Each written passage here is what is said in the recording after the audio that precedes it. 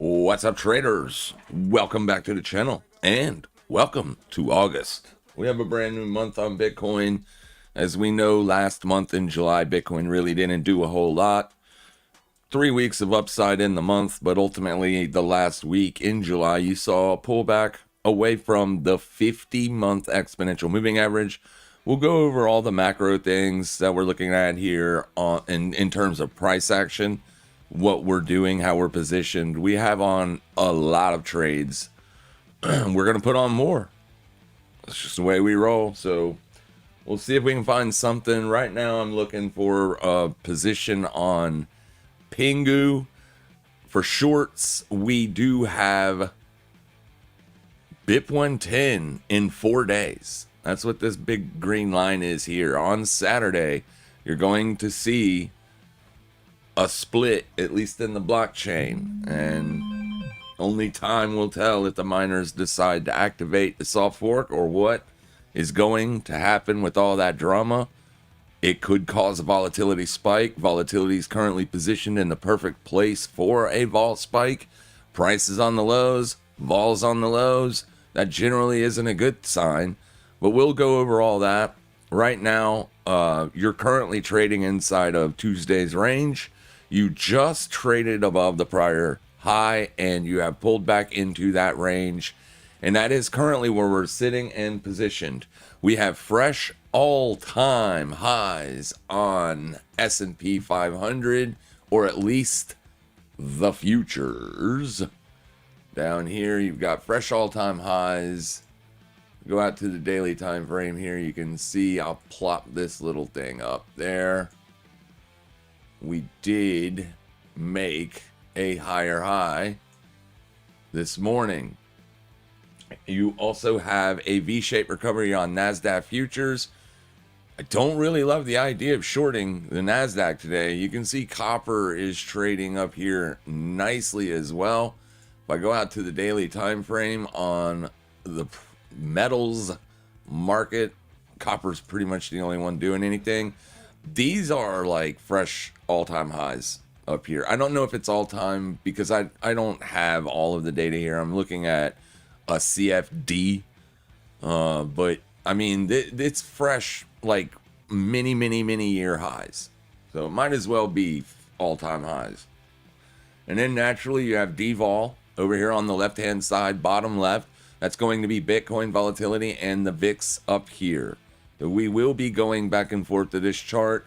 As you can see right now, basically what longs or bulls in today's stock market wants to see is a breakdown below yesterday's low with downside continuation.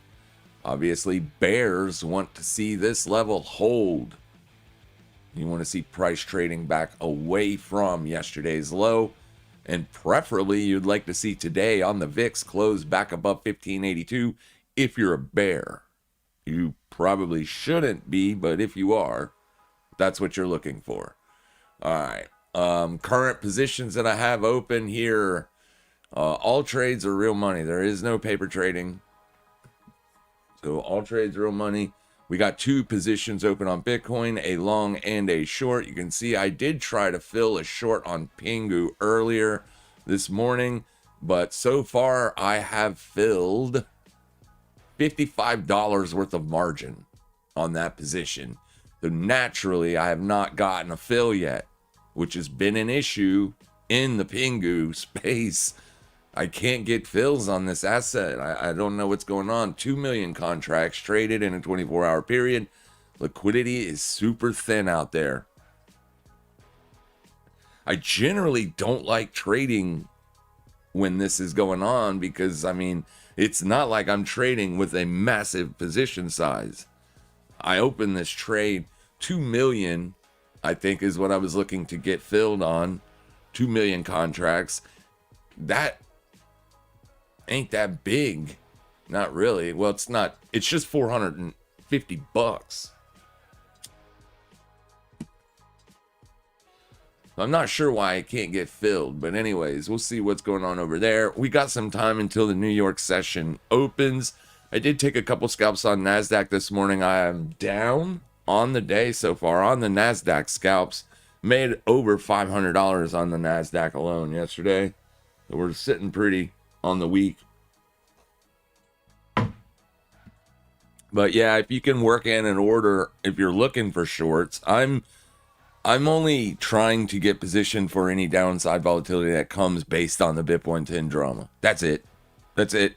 I'm already short Bitcoin, so as long as Bitcoin doesn't spike up more than 5% and then collapse, I'll be okay. If Bitcoin were to just roll over in this area, then obviously I don't have to do anything and I'll participate in the downside if Bitcoin gives it. The fact that Saylor sold more Bitcoin last week and not many people are talking about it, and the fact that Bitcoin did not collapse on that news, that's kind of a good thing. I would love it if Bitcoin could hold support. I would love it if Bitcoin would start going up. I own a lot of it, so naturally I want to see it go higher, but we don't marry any asset. We're traders. That's what we do. We trade price, and yeah, we'll see what happens with it. And then let me pull up Tasty here. We are going to be closing some positions today, hopefully. So we sold some puts on IWM. We sold puts on Tesla. Hopefully we'll be able to close those trades today. We also have puts on GLD. This is a longer position. I actually took this out to like 20 days or whatever. Let's go take a look at that real quick. Jump over here to the trade tab. Get on the table. Yeah, August 28th is when those GLD puts expire. So this trade wasn't put on like as a day trade or anything. I'm just looking for gold to hold support here. I don't know if it will hold support where it is because, well, it's going to depend on what the dollar does, I think. Maybe, maybe not. We'll see. You would think with copper, like literally about to make fresh highs, gold would potentially hold support and start moving up. But we're seeing similar price action out of gold right now to like comparatively to what we're seeing on Bitcoin, which is a whole lot of nothing. Here's gold. Gold has been putting in this bottoming / support hold here at about $4,000 after setting fresh all-time highs and then having a blow-off style top. Gold has basically been grinding lower, but for the last 6 weeks, gold has been holding support. And you can see these weekly ranges are getting tighter and tighter and tighter. So I am anticipating a big move on gold soon. We'll discuss the dollar stuff that's going on in a dollar market. Obviously, BOJ intervened in their currency, and the U.S. is threatening intervention as well in the yen via selling euro, buying in. That could put some sell-side pressure on dollar, as it already did last week. However, if you look at the macroeconomics, nothing has changed on the macro, so the backdrop still supports higher dollar because it's still very expensive to short the dollar. We can discuss all of that and more in today's live trading session. Hopefully everybody's having a fantastic week. Wow, not many people here today. What's going on here? Let me see. Make sure I got everything situated. I do. Everything's good. All right. Tis what it is.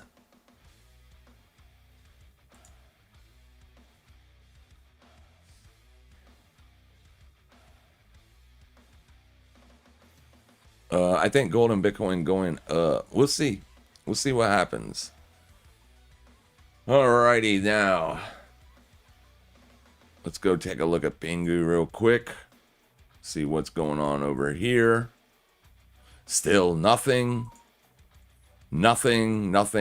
So, yeah, the crypto market is literally moving so slow right now. You're probably going to have better luck trading futures in the stock market. While the stock market is on fire, you might as well be over there. You got a V-shaped recovery on NASDAQ.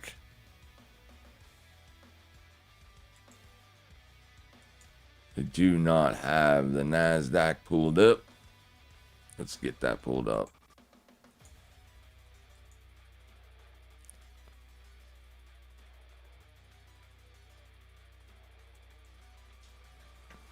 So yeah, you kind of have a bottom here, a V-shaped recovery off of the lows.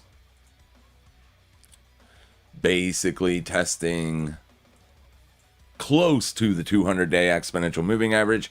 This is going to be because of bang out earnings on Microsoft, and Amazon had good earnings this morning. Specifically, you have Palantir and then Cat. So a lot of good earnings coming out of the AI trade.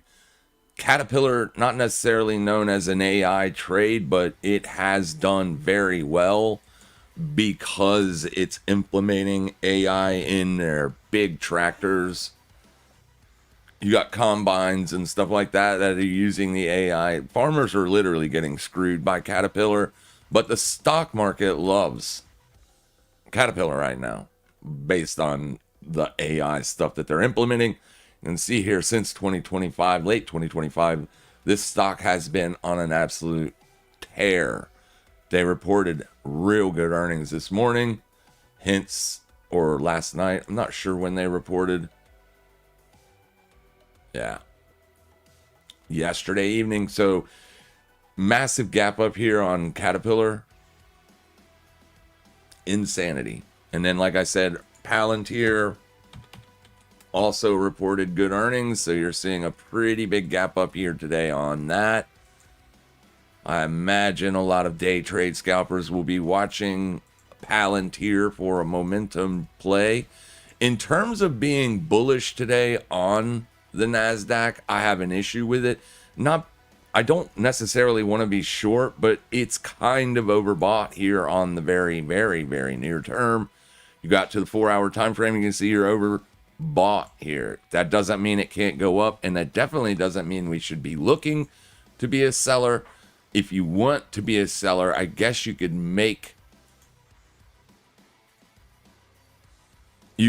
try to make that a bias based on you're testing the 618 of last month's range, and last month was a down month.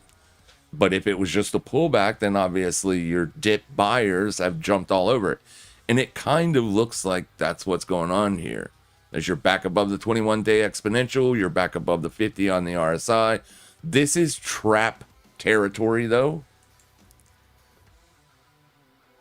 Trap territory just simply means this could be a bull trap. Because we're seeing copper exploding to the upside today, I doubt it's a bull trap. Because you are getting good earnings. So kind of squashes the whole bull trap scenario. But anyways, like I said, you are overbought on the very near term time frames. So basically you would be watching to see if resistance is here. If you go to the actual futures themselves, that 618 on the micro NASDAQ futures contracts is setting at 75. So 29,275. Go out to the 4-hour chart briefly. You can see that you are in fact pretty overbought here, but very bullish. We got long. We shorted NASDAQ yesterday morning, and then we bought it when it pushed into gap fill. So right here on that low side wick, that's when it pushed into gap fill. That's when we got long, and it moved to the upside. It's been going up ever since. It's seen no signs of slowdown. Very aggressive move here on NASDAQ futures. So be looking for shorts does not seem to fit. We'll keep an eye on it.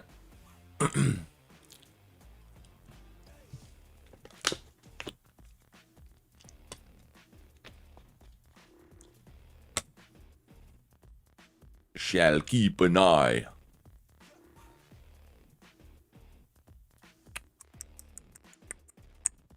All right, let's see here. I'm going to drop back down into the 5-minute time frame. I'm not going to look at the 1 minute. There we go. Thank you. We got 15 minutes to the bell. We should have put that trade on SpaceX yesterday. We were looking at selling puts on SpaceX. Probably should have done that. I don't like it because of earnings. I don't want to hold 100 shares of this yet. Not until after August. Probably all the way to the end of the year, to be honest with you, because there are 3 lockout periods on this stock. August is when the first round of lockouts start. So I imagine, you know, the majority of that selling pressure has already occurred. We were looking to get filled at a 50% off of highs. We initially did do that. We did take a trade on this last week. It was successful. We'll see what SpaceX does here. I don't think you're going to see SpaceX do anything amazing today because you have earnings this afternoon.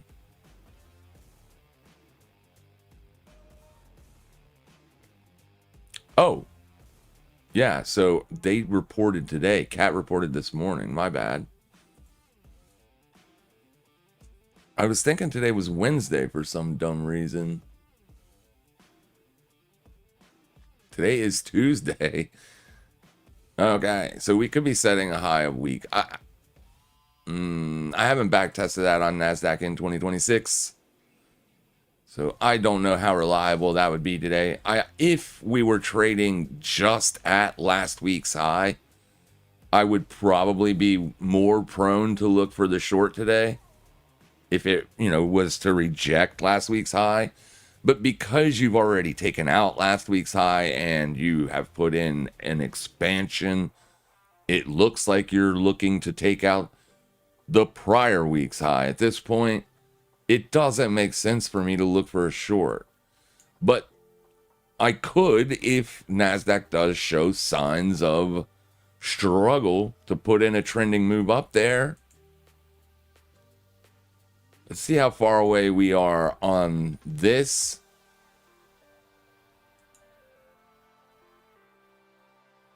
Oh, I've already got it outlined there. So that's 363. Yeah, I mean, if it pushed up there this morning and then failed, maybe I could look for a scalp short, try to jerk 50 points out or something like that. But I don't really see it today. This thing looks exceedingly bullish to me this morning. But because it's been going straight up since yesterday morning, it could find a little bit of a near-term top. I think that would be a buying opportunity, though. You've got Jolt's data coming out at 10. I don't know if we'll be live all the way until 10. We might, but just keep that in the back of your minds, if you are trading this morning, JOLTS data coming out at 10 a.m. I don't think you're going to see a lot. Like, unless it's a big miss or something, I don't really think that it's going to cause that much volatility. You've got non-farm payrolls this Friday. That would be more of a high event risk type of news headline. But even then, like, unless there's massive unemployment spike, I don't think you're going. The Fed has spoken, and you're not going to get another Fed meeting until the mid of September. So you've got all of August and 2 weeks into September. You're going to get 2 CPI prints before you hear the Fed speak again. So really and truly, I don't even see non-farm payrolls making that big of a difference. Yeah, we'll see though. NFP is a not unemployment is what everybody's keeping their eye on. I tuned into Bloomberg this morning and they were acting like the market has died and the market is up. I don't understand what's wrong with them over there. I guess they're upset because of the K-shaped economy.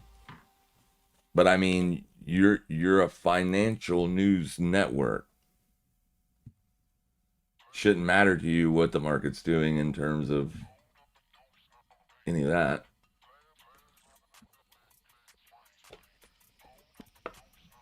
Invest. All right. NASDAQ still setting up at day highs. Bitcoin. See if yesterday's high acts as resistance on the near term. It actually is, as you can see, you've not closed any 30-minute candles above that. 64.032 is the price. Because BIP 110 is on Saturday, if you have any short options, like if you've been selling calls and puts while Bitcoin's been trading in this range, that has been the trade to make. You have been steady banking cash. I would exit those positions probably Friday. I don't think I could hold a short options trade going into the weekend this weekend on Bitcoin just because of that BIP 110 news. I am pro BIP 110 as long as it doesn't destroy Bitcoin. Nobody knows how price will react to it because it hasn't reacted negatively to significant negative news that we've seen in the last 2 weeks. That could be a good sign, but last time I said that, it bit me in the butt as it made fresh year lows. So I'm not going to say that this time. We'll see. We'll see what it does. Hopefully everything works out. But yeah, that's what I'm looking at. I think Pingu's going to roll over, and I'll tell you why. If we go look at the larger time frame here, it does feel like you're exhausting the sell pressure. So anytime an asset trades sideways for this long, you do have to worry about those upside spikes, short squeezes, because you're not getting any downside continuation. But if you look at what price has been doing under 75, it has been making lower highs. That's the same exact pattern that gold is making too. So that just means price is wedging up. Typically on these kind of plays, people do look for the upside break, as it is a descending wedge. But they can break out in either direction. It doesn't have to break out to the upside. That's just trading. I mean, I think that the sellers are coming in at lower highs. So that's what I want to do, at least until Pingu starts making higher highs. It hasn't done that. It hasn't been able to do that. I mean, if it did, like last week, we did get a fresh higher weekly high. and it failed.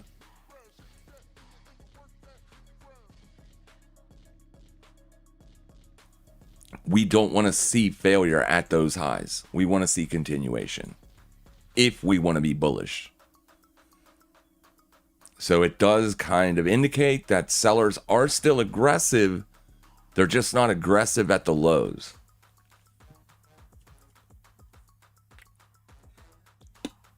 So in scenarios like this, we have to be a lot more picky at where we put entries on.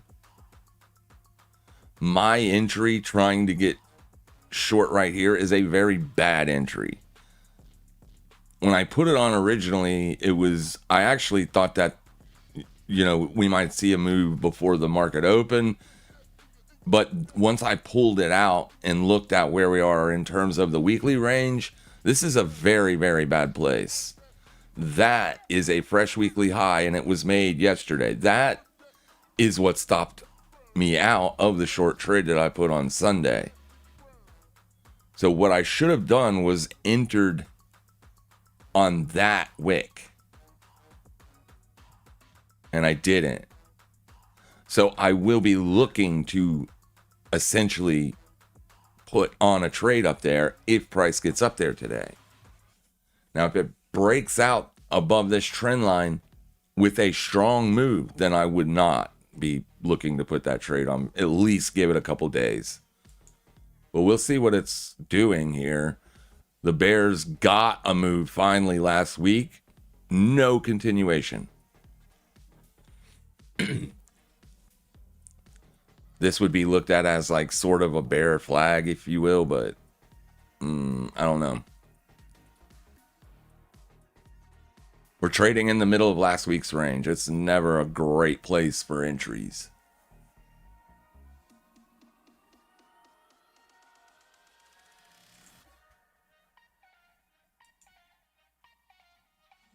Let's see who's got. Okay, Bulls have the advantage when it comes to aggressiveness.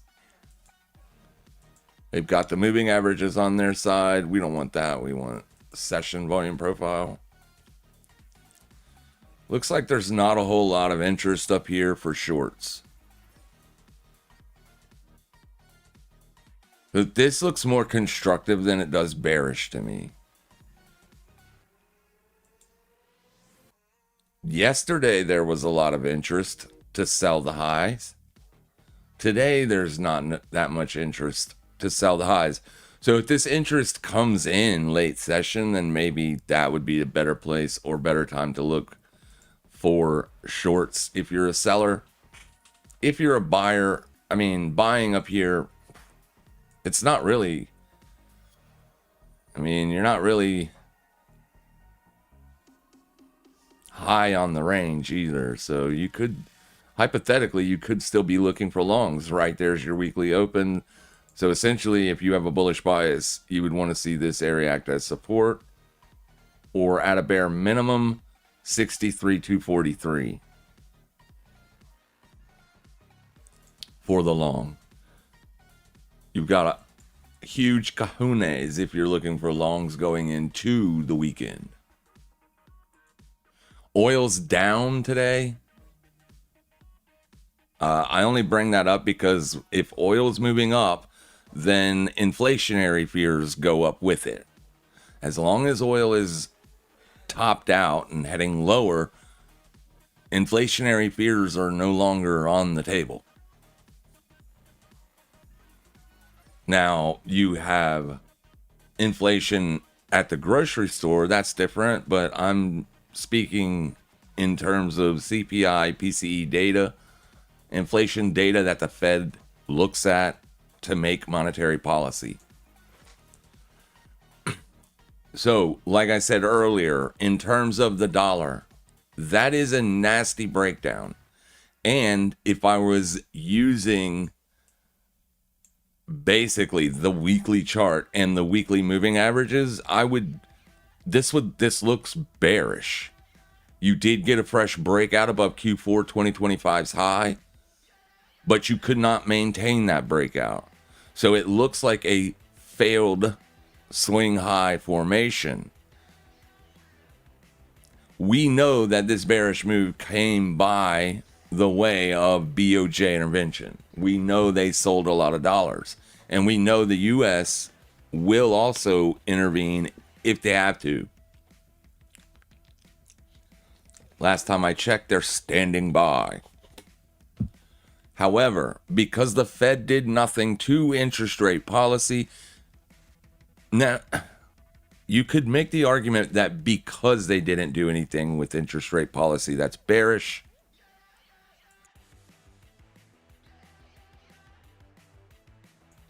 But you can also make the argument that because they didn't hike or because they didn't lower interest rates, the Fed's current interest rate is still higher than the BOJ's by a lot, by a long margin. So that carry trade is still there. The BOJ did not hike either. They only intervened via wiping out the order book for last week. So if you look at long-term positioning, it is still expensive to short the dollar, especially versus the yen. So there is no real confidence there that big money is going to short the USD yen. So think of it in terms of multi-billion-dollar firms, right? Maybe you already have a carry trade on. Maybe you're already long. Maybe you've scaled out a bit and you're looking for repositioning. I would ask you, is 157 attractive? Maybe not, but 155 was attractive back here. So why wouldn't it be attractive again to those same people, especially GIS? What do we just get filled on GIS? Oh, stop loss maybe? Or an entry, stop loss. All right, we'll look at that in a minute. But anyways, back to this. So basically what I'm saying, to just make a long story short, big money doesn't have any incentive to put on huge short positions here. Now, obviously, I will be wrong if this continues to break down. So if you want to be a bear on USD JPY, if you can afford it, well, you have a short signal in terms of you've broken back under the 21 exponential, and that was a very weak close last week. So as long as you're trading under last week's low, you are threatening downside continuation. So you could make that argument for a day trade even, right? As long as you're trading under yesterday's high, you could look for short side continuation. If you look at what's happened here today, that is where the sellers have showed up, right? They started showing up here. So, I mean, that's because this is moving a lot more than it looks like. That's a 35 pip wide spread, 42 to be safe. So 80 points or 80 pips is what you would be looking for on the take profit side of a short trade. I actually took the opportunity to get long yesterday at 8-hour support. So yesterday when we were trading down below 8-hour support, I was essentially watching it.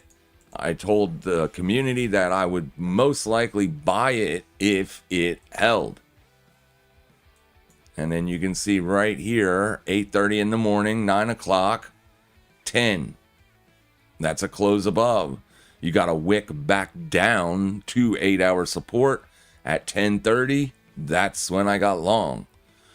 As it traded up into yesterday's high, I took profits. I scaled out. So now I'm sitting in a half of a position size long on USD JPY. Because the macro backdrop has not changed, I have to be long. All right.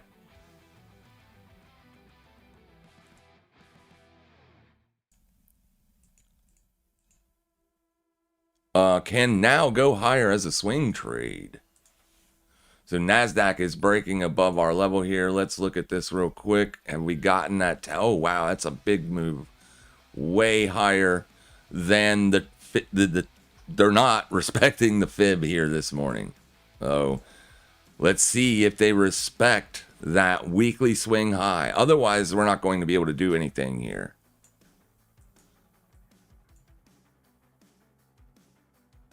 Get on up there. Do it. Do it. Do it.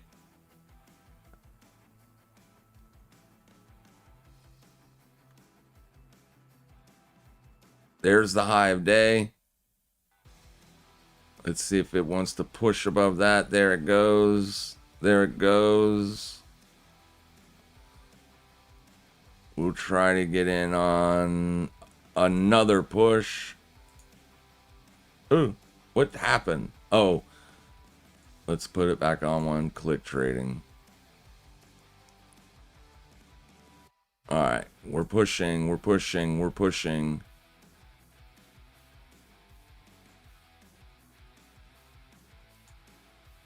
We're going to set a sell right there just because of what level it is. It is the 2 week, it's fresh 2 week highs. We think maybe we can get a pullback here.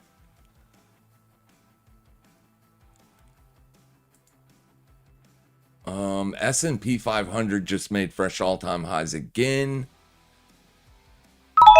There's a fill. Let's go drop a stop loss in up here. Right about there is fine. All right, now we're going to give it some time here because this thing is ripping. We don't want to keep getting ran over. It is obviously not respecting the prior 2 week high. At least not yet. 29.4 is a big figure number, but I want to see if there has to be sellers here, or I'm not interested in the short.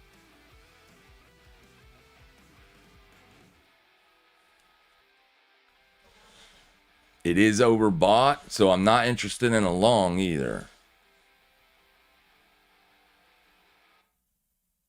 You know what I mean? It needs to pull back. I need to be able to buy a red candle. I can't buy a green candle, and I definitely can't buy a green candle's high.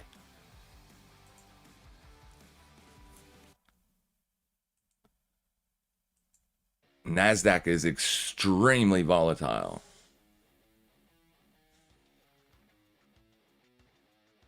We are seeing the VIX move away from last week's low. So as long as it continues to do that, we're maybe okay. But we don't want to get ran over too much. If the VIX drops under that, then it's a no-go for sure. Because like I said, a lot of companies have reported good earnings. Only a few reported bad. And in terms of bad, just not great. They're still, tech companies are still printing money. Things probably got a little overdone to the upside and needed a like a pullback, and that's what you got already. Oil's heading lower, copper's heading higher, dollar is even lower. You have this perfect scenario for higher markets.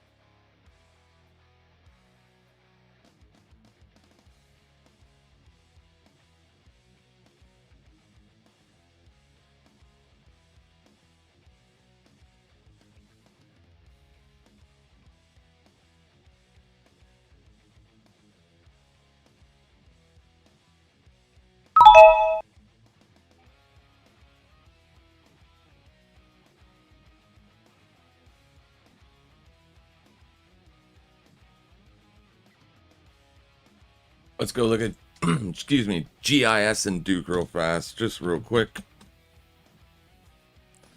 I don't love General Mills. General Mills is in a downtrend. It looks really bad. It's been getting sold off for the last 5 years. This is a breakdown of an ascending wedge, if you will. So this looks kind of like it wants to go lower.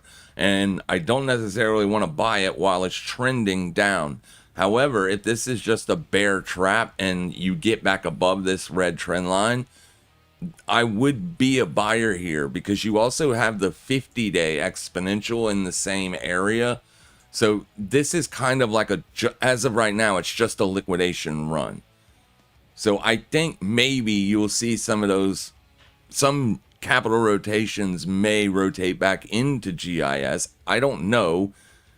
They pay a dividend and the dividend's been paying. So, I mean, it's cheap, right? It's very cheap. It's been getting hit, like I said, the last 5 years. 1, 2, 3, 4. Oh, my bad. 4 years. So it is cheaper than it's been in a very, very, very long time.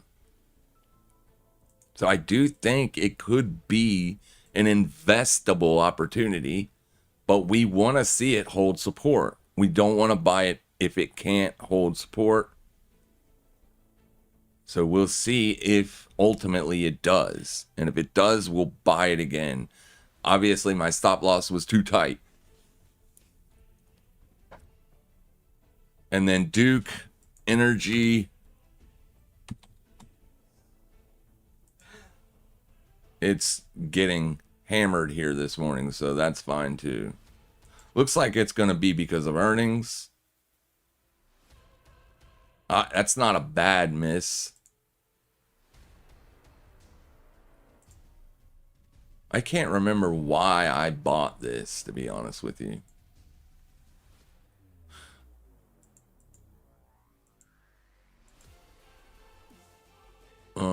Like the reasoning behind it. I don't know. I'll have to look into that. See if I made notes somewhere. All right, let's go back over to the trade tab real quick. As you can see, you're still chopping around that weekly high. It's the only objective level that we have in this area. There's no point in shorting it if it doesn't fail here. You could try to buy it, but you're buying an overbought market on the near term. That doesn't matter to big money investors.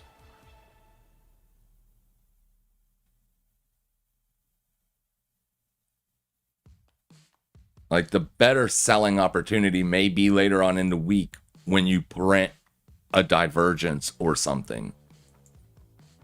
This is clearly very bullish.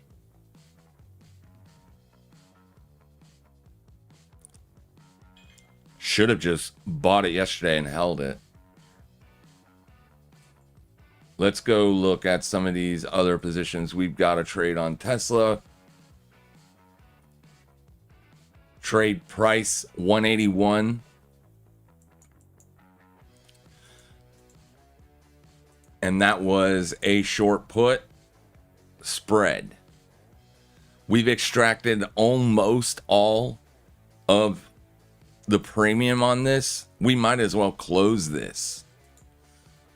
We sold it at 181. So we were anticipating that we would receive $1.81 in credit if Tesla stayed above 285 or closed above 285. Because we're getting a nice rally here and it's moving back away from the level. We've still got days on this to expiration. We've got 3 days. Do we want to set in this for another 3 days to make $40? No, we don't care about $40. We're going to close this. We've extracted all the premium out of it. So close it if you're in it. GLD still got plenty of premium to extract. 340. So if you wanted to take the GLD trade, like I said, I put this on with some time because I wanted to get far away from the money, A, and B, I wanted to allow, because it's trading so very sideways, I wanted to allow it some time. Because if it does start to break to the upside, then it should start moving pretty quickly. This premium should start being pulled out rapidly based on price appreciation, not so much on theta decay. So basically, if gold starts to break out here and move in the upward direction, we'll be able to also close that. And essentially, let's pull up GLD specifically. So you can see the strike at which I'm short. It would be nice if it could close back above the 21-day exponential. It would be nice if it could close back above the 50 on the RSI. But 368 is support. It's monthly support. So as long as price is trading above that, we're golden to be holding any strike under 368. I got it at 360. So you could ultimately sell 368 and under. You don't have the margin. This is a big account.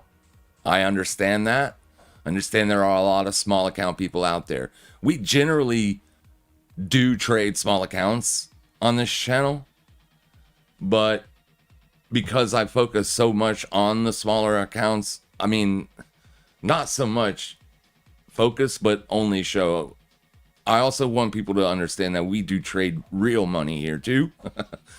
So we have plenty of margin to put on naked puts. All right.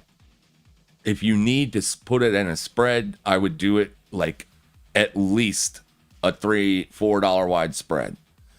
So if you sell the 360s, you're going to want to buy the 355s. That will cover your downside in case of a nasty down move. Because let me be clear, the longer that it wedges up like this, the move will be bigger. The breakout move, whether it's a breakout to the upside or a breakout to the downside. We're not trying to dictate direction. We're just trying to extract premium. That's it. So it can literally trade here for weeks if it wants to. We're fine with that. We just don't want it breaking under 360 or 368, because if it does, then we're going to be losing money. So we would get out of the trade at that point. Luckily, they killed the PDT rule. So now you can trade as often as you like. That's fantastic news for small account holders. Used to be $25,000 was needed in margin to be able to trade multiple times per day, per week. But anyways, there's still plenty of premium left on this, so I'm going to leave this one open. Not going to close GLD. And then IWM is one we want to look at real fast. Where are we at in terms of the positioning? Also 24 days out. And then you can see here, we sold it at $339. So that means we were trying to make $339. We're at $200 worth of profit. There's still $139 left. I'm going to leave it open. If it was $40 or something small, then I would close it. 150, we'll leave it open. As you got a fresh breakout here on IWM, there's really no point in closing it if we're anticipating upside continuation. The strike in which we are short 282, apologies. You can see that puts me right under these lows. So not far away. I would probably wait until today's almost done to see if it can stay above yesterday's midpoint. If you print a nasty bearish engulfing candle here on IWM today, that might be a good signal to let you know, hey, don't put that trade on. But if it stays above yesterday's midpoint, I think you're probably going to see upside continuation. Excuse me, I got the coffee burps. Yesterday's midpoint is at 294.53. So basically, you would want to see at some point today, you want to see IWM build in support, make a higher low, and then start to trade back in the upward direction. If that happens, then you could put that trade on, as upside continuation would be more probable, in my opinion. But like I said, if you get a nasty bearish engulfing, then that's a huge red flag, especially on a fresh breakout like this. Another reason why I don't love the idea of looking for shorts on the NASDAQ. You've got a good breadth in this move up. It ain't just 2 tech stocks, right? That's rallying. It's a lot. But we'll leave IWM open for a bit. See if we can get a little bit more of that premium out of it. This IBIT trade was just an example. I only did one contract. It expires this week anyways. I was just showing people how to mitigate. But yeah, that's such a small trade anyways, it doesn't matter. Okay.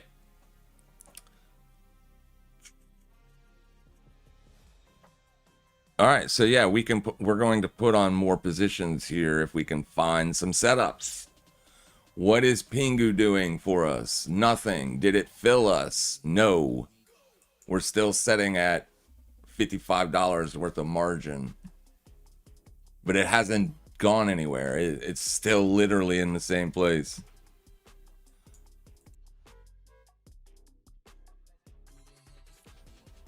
All right. So we'll keep our eyes on that. Let me put a stop. I can't put a stop loss in it because I haven't been filled yet enough.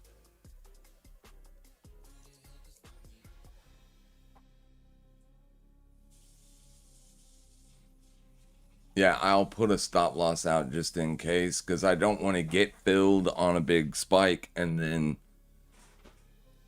yeah, we'll see. It's fine. All right.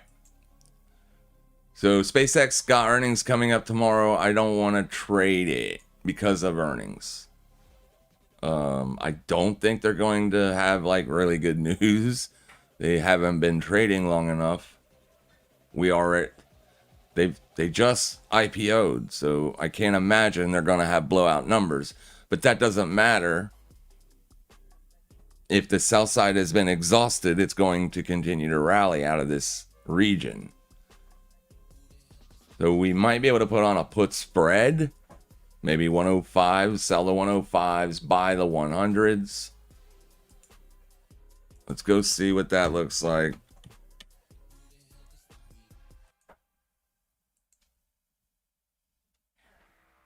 And damn, there's juicy premiums on that.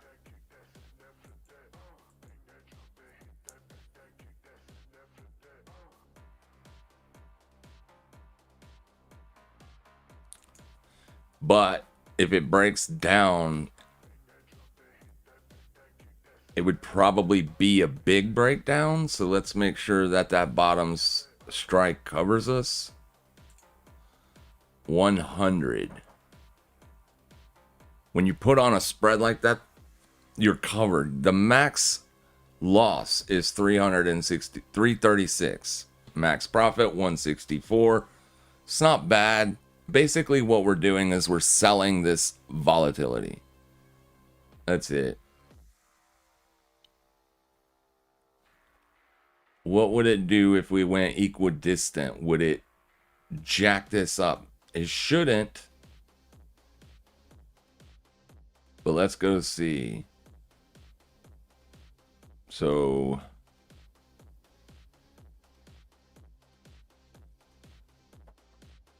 we're gonna do the 127, 128, 130. Damn, we can go much further on the call side. So let's do 130s and 135s and see what that looks like. That's actually a better trade, as it brings your max loss down significantly by almost $100, by more than $100, and it jacks your max profit up. And basically all we need SpaceX to do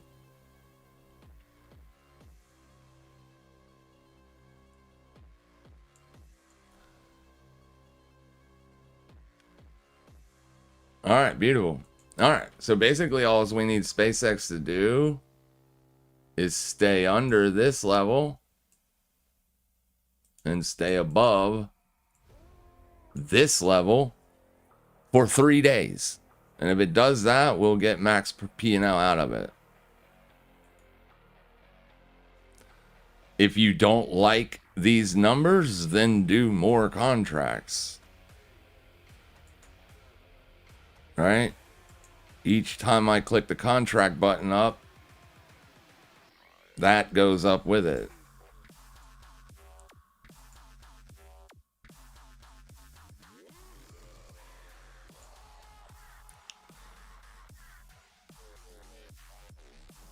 Yeah, let's try it.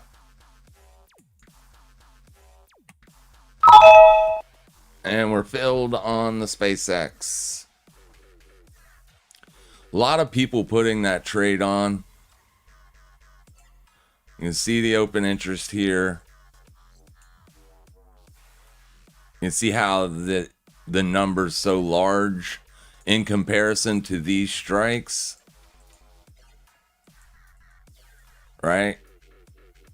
A lot of people like the selling the 130s and the buying the 135s, or vice versa. They're buying for the long side of the trade. If you want to do long options, you would buy and then sell the 135. I like the short side better, as remember, we're trying to make money on that. We want this to go down. We don't really care what price does. We just want that to go down. And it will go down significantly by Friday.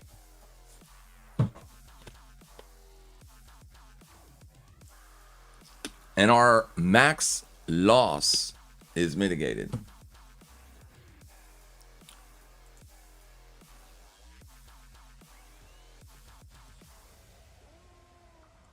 All right, what was that asset you asked me to look at? Now. NOW. Let's go see. And you specifically said, can it go higher? Well, I have no idea what it can do. You know what I mean? Like, yes, it can go higher. And yes, it can go lower.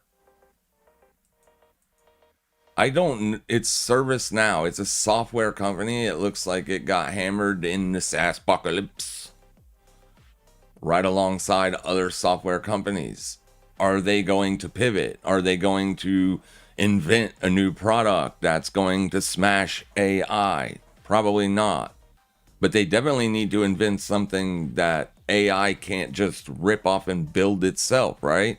That's the issue with software right now. AI can do it too. So the products that they sell have to be good products. If they are, and other analysts think that it's a buy, then maybe it's a buy. Let's go take a look. Let's see what the analysts are saying about it, at least, because I don't know anything about it. It's a strong buy according to analysts. So there you go. Based on 50 analysts giving stock ratings in the past 3 months, 39 of them are saying that this is a strong buy. That's kind of big. Only one says it's a sell, and only one says it's a strong sell. That gives me good confidence that, yes, it can go up. So how do we want to play it now, though? That's the question. Do we want to be long stock, or do we just want to trade it? I don't want to own it, but I mean, I don't know what you want to do with it. We could trade it. I don't like where it currently is for a long, because you've already retested last month's high. Now, given today is the 4th day of the new month, so you just opened this monthly candle this week, right? So it needs a little bit more time in August. But as of right now, it's failing to break out above July's high. That was yesterday. Today you're moving back up again. I would rather buy it or take a short put trade on it if it was testing the lows, like July's low. So I think now would be a better opportunity if it got down into this area, because at least then we could like short the $80 strike put in anticipation that it either goes sideways or bounces. But being up at the high, if we take the short put, A, we're not going to get much premium out of it because we're going to be so far away from price. But B, if you sell a put down here, a pullback alone will make you go into drawdown. Depending on how far out in time you sell said put and all that would determine, obviously, the profitability or whatever. So we got fresh 4-hour lows on Pingu. This kind of sucks because I never got filled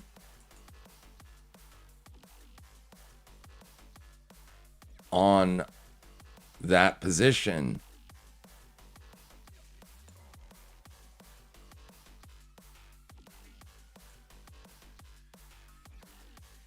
So it literally traded right back up here while I was running my mouth, and it still did not fill me.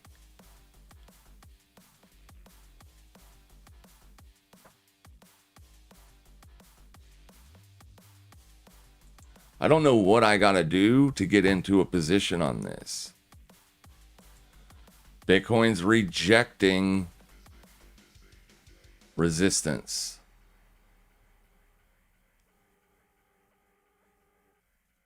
Oh, let's go look at what I was talking about earlier in terms of volatility and price. So this is Bitcoin's price chart. So middle top, you can see how you're like pretty much on the year lows. This was your original yearly low, all the way made back in February.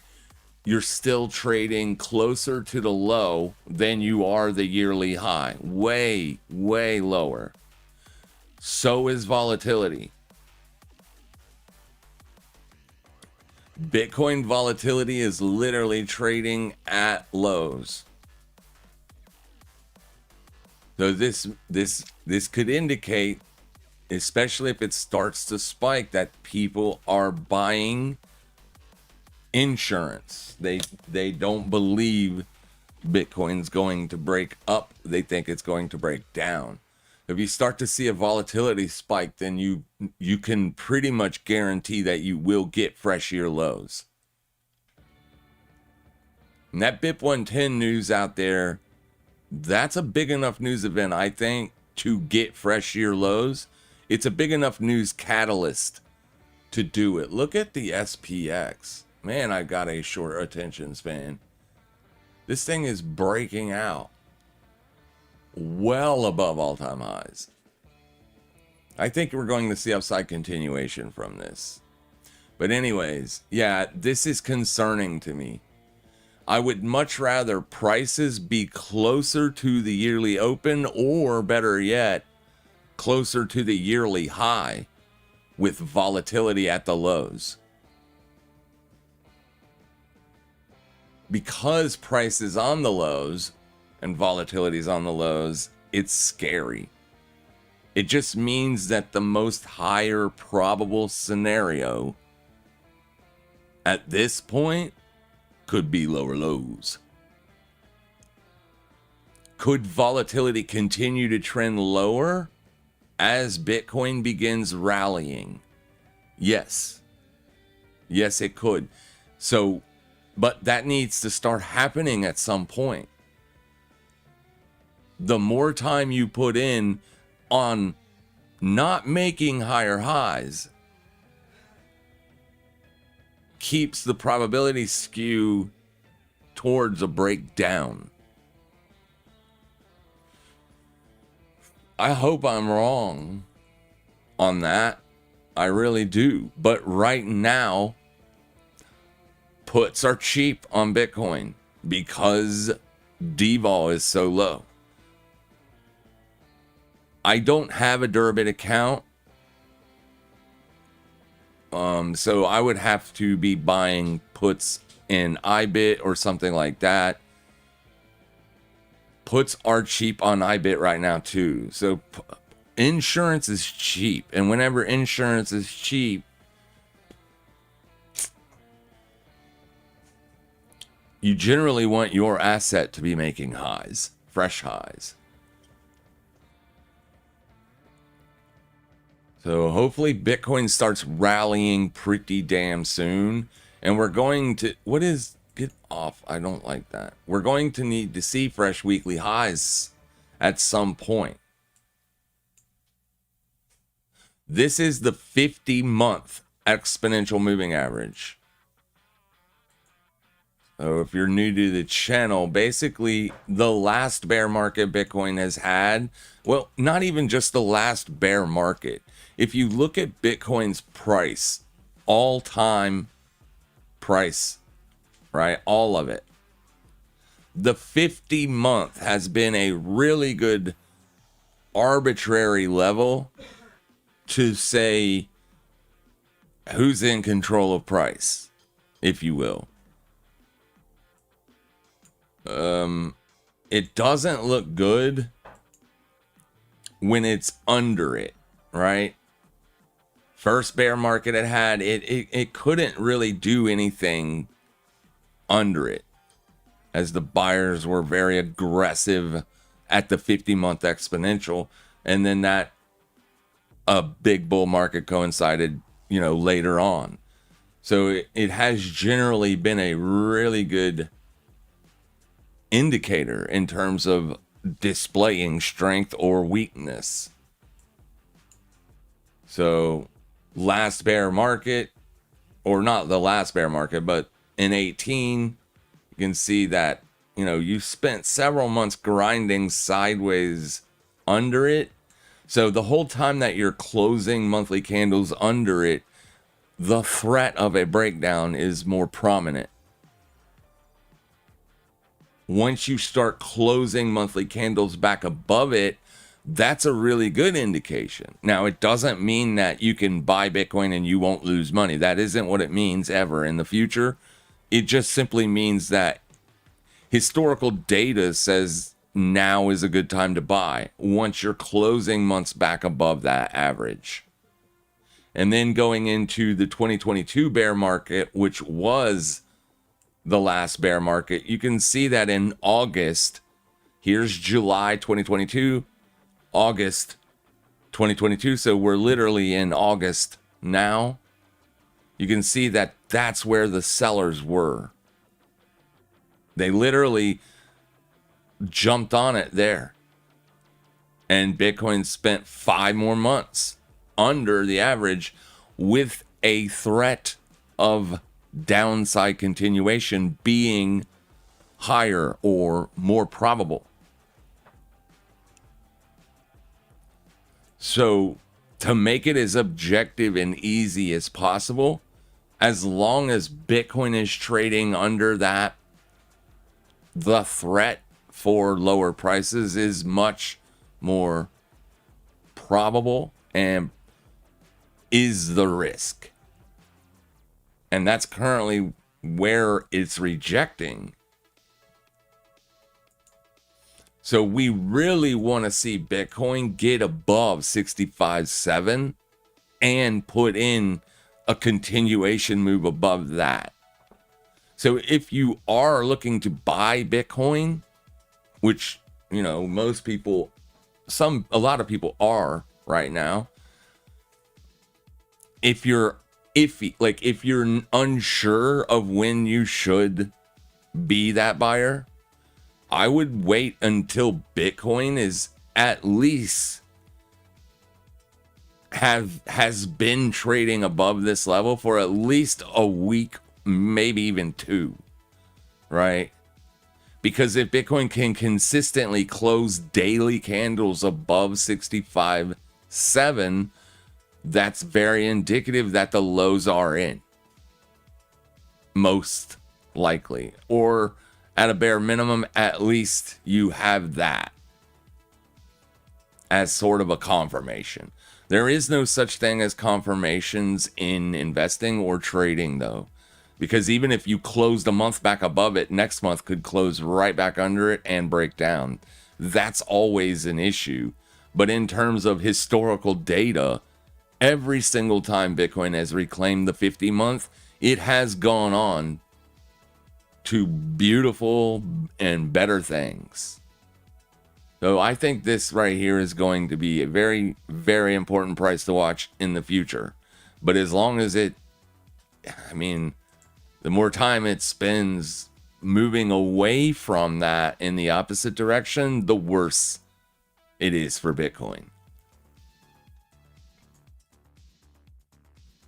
So right now, Bitcoin looks pathetically weak.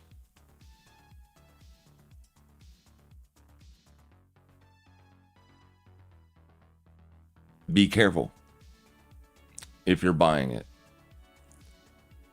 For 4-year cycle theory or the 4-year cycle market theory, November is when you should start buying if you want to buy, because like maybe by the time we get to November, we will have left this level in the dust. That would be a good thing, as then more and more data points start to say, yeah, lows are in, right?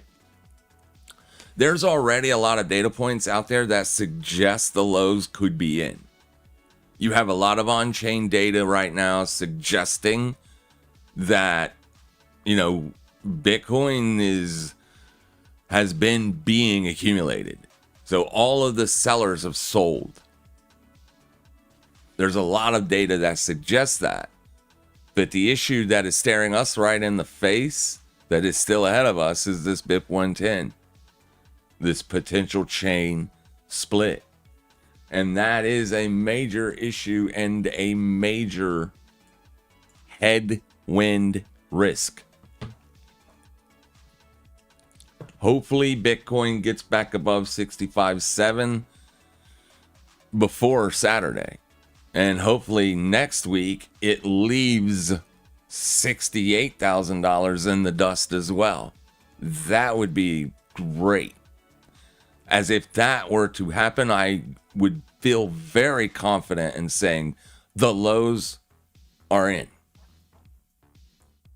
But right now, I just can't.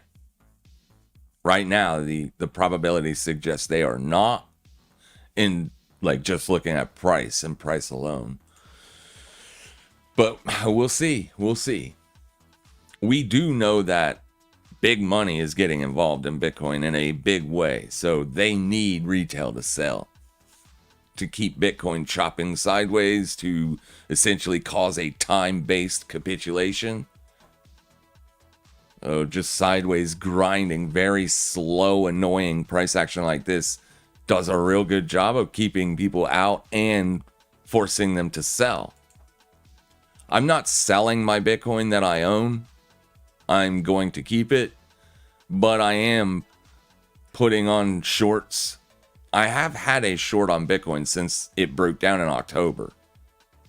But I am just hedging off what I would lose if Bitcoin were to continue to go lower. But I would lose money. I would not make money. I make money if Bitcoin goes up. I'm only hedged. A lot of people make money if Bitcoin drops. That's why they're so bearish. They want to make money on the downfall of Bitcoin. Hopefully BIP 110 comes and goes without any drama. Look at IWM rocking and rolling. So NASDAQ is probably cruising at this point. I wanted to be long NASDAQ this morning, but I cannot buy unless I get a pullback. That's just it's a flaw that I have. Like right here, for instance, I would have been a buyer. Obviously I wasn't trading it then, but I'm just simply trying to give you an example. Like that pullback would have been a deep enough pullback for me to potentially get long. Since that, you haven't made a lower low. So I need it. It doesn't have to be a lower low. It could be a higher low. It just has to be close to the lower low. We haven't even gotten anything like that. This thing has been so bullish.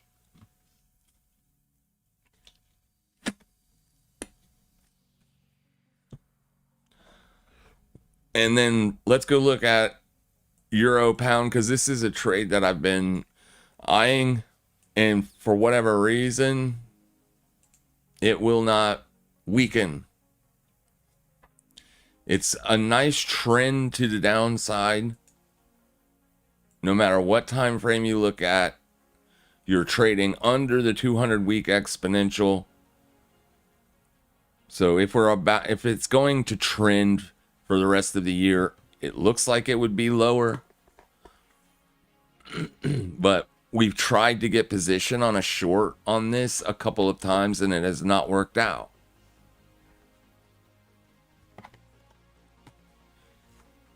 But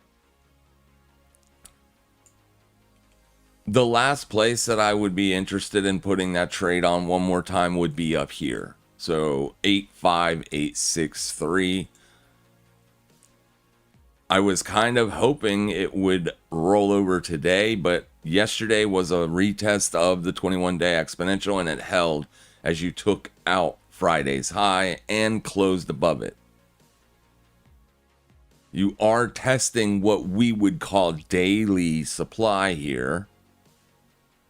So ultimately it could roll over here.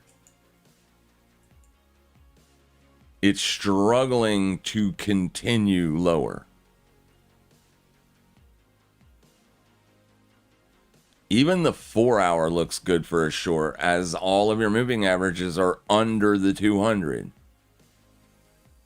Now the 21 is about to reclaim the 200. This is a lower high. If it can stay lower than this high, I would still like it for the channel, or for this to kind of be the top. But it is not working out right now. If you look at this on the weekly, it is a very choppy asset, usually. But it did break down, and it did put in those fresh year lows. Back to back to back weeks. 3 weeks in a row, you made fresh year lows. So I'm looking at these 3 weeks, these 3 bullish weeks, as a dead cat bounce. But I think we would need to see dollar strength to come back for this trade to work. And with the US threatening to sell euro, I figured even if we had dollar weakness, the pound would be stronger than the euro because of the US. And then lastly, it just pays you to hold this short. So if you look at rollover rates,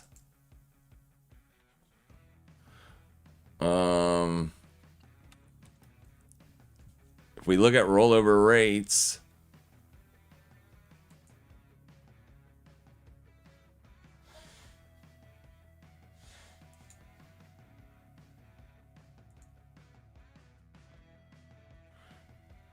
you get paid to hold this as a short. And if you want to buy it, you have to pay. And you have to pay a lot. It's expensive to long it, to sit in a long for a long time. Because these rollover rates, they're charged every day to your account. So it does make sense to be a seller more than it does a buyer for now. It just hasn't worked out for us yet. So maybe wait, maybe be a little bit more patient and see if you can reject 85,863, or don't lose any more money until it does show us that it is going to reject there. Right now, you're kind of far away from that.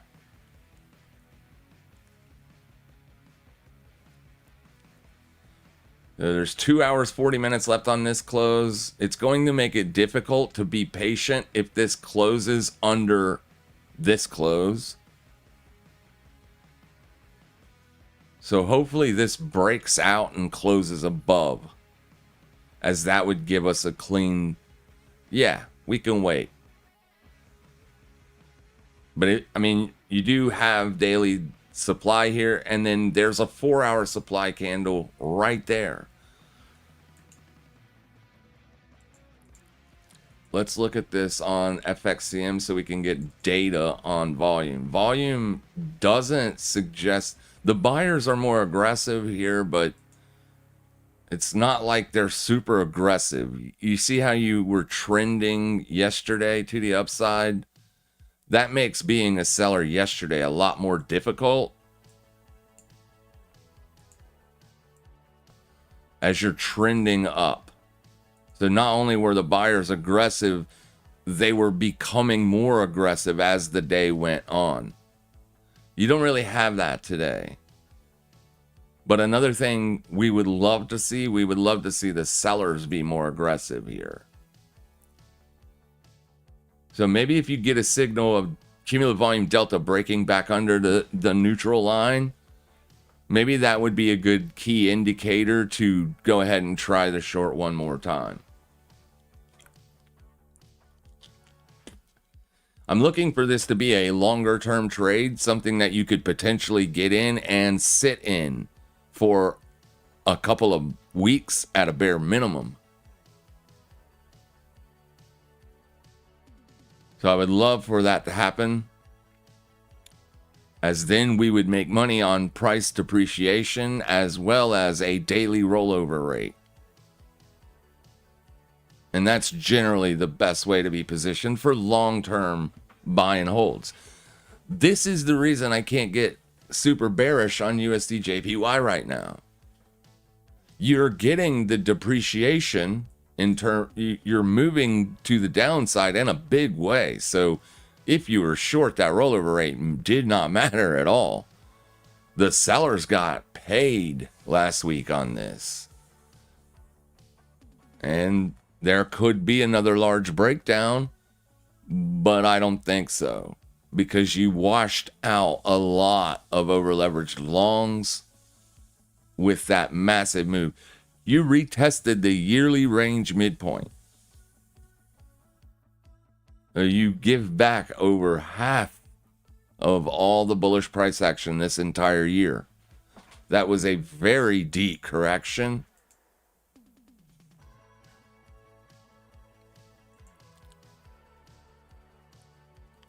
Right here was your yearly open.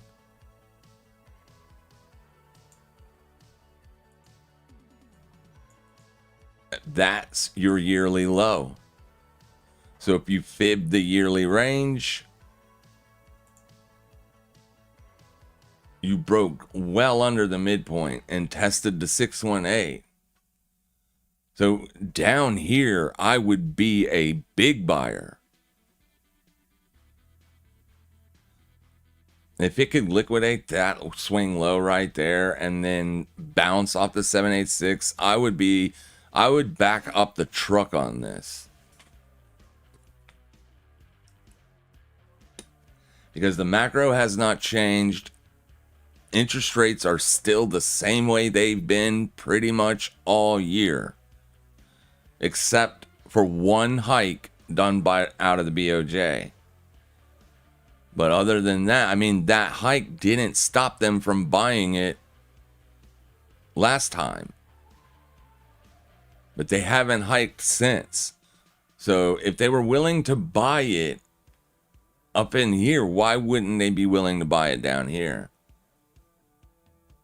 But getting long yesterday was a trade. It wasn't for the longer term buy and hold, because it's still super volatile up here. But you can clearly see that the sellers are losing the battle so far today. This is a good signal for longs. That's a lower low, so you might want to be careful. You might want to wait on the next 4-hour session.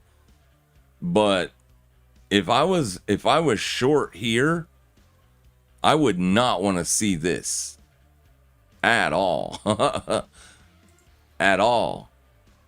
I would want to see this starting to head lower at some point today. And it isn't. Not yet. So you may have those buyers already coming back.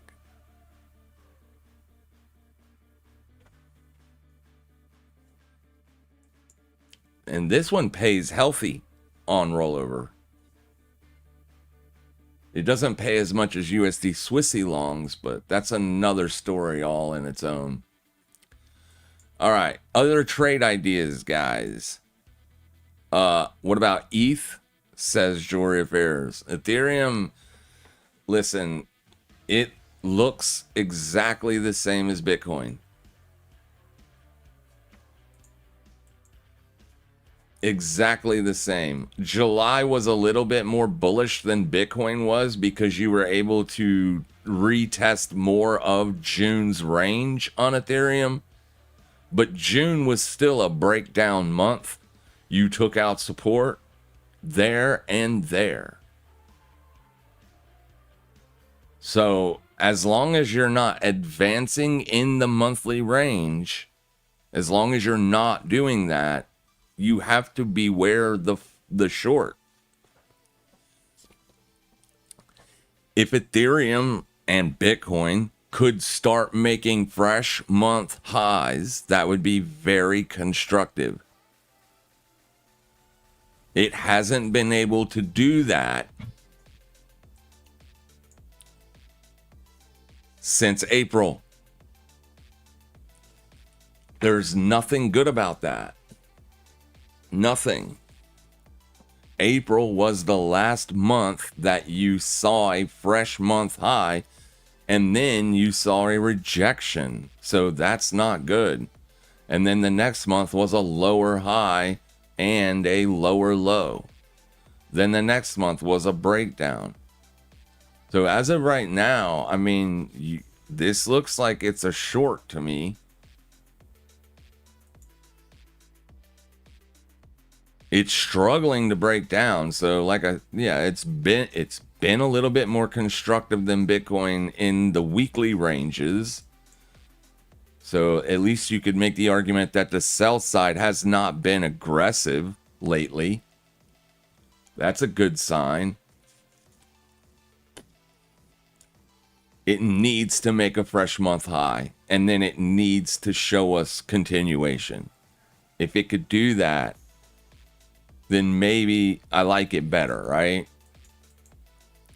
But for right now, it's still threatening a breakdown.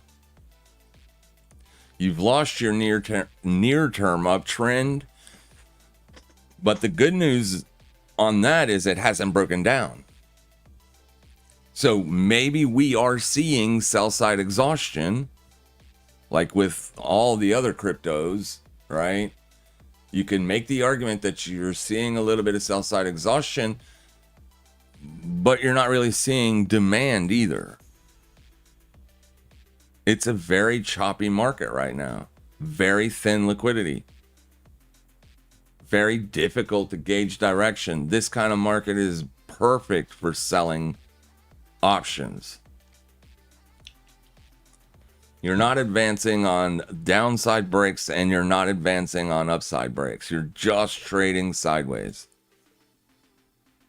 Hence the reason why we're looking at a lot of other assets. More Forex, more stocks, futures on S&P and NASDAQ, oil even. We've taken some trades on oil futures and gold, right? We're looking for opportunities everywhere else because we're pretty much, I have shorts on Bitcoin, I have longs on Bitcoin, and I own Bitcoin. So I have levered positions open via options and futures, and I own Bitcoin. I'm about as positioned up on Bitcoin as I can get. Now I just need Bitcoin to make a move. And I don't really even care which way. Just do something.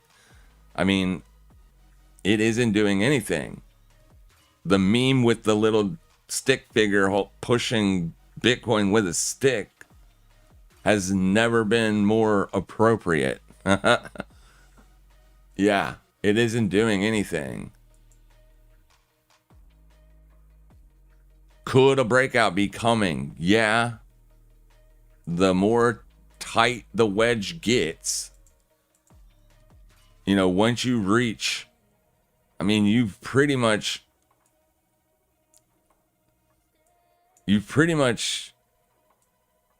I would say we're almost at 60% of this range has been filled out. So a break is probably coming sooner than later. But just because I drew 2 lines on this chart doesn't mean anything. This could still do this all the way to freaking December.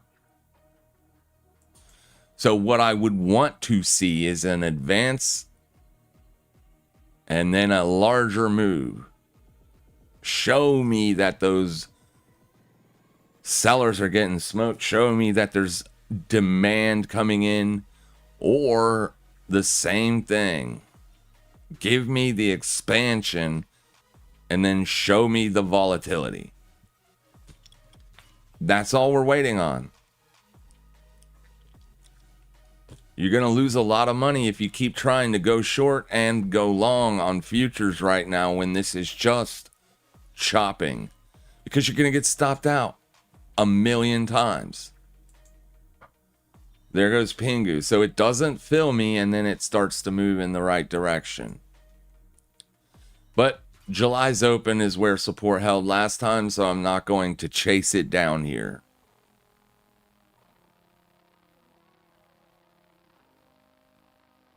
Maybe in the next 4-hour candle, I'll give it enough time to allow the range to build. And if it shows me a lower high, I'll chase that lower high, but I will not chase a move down into July's open.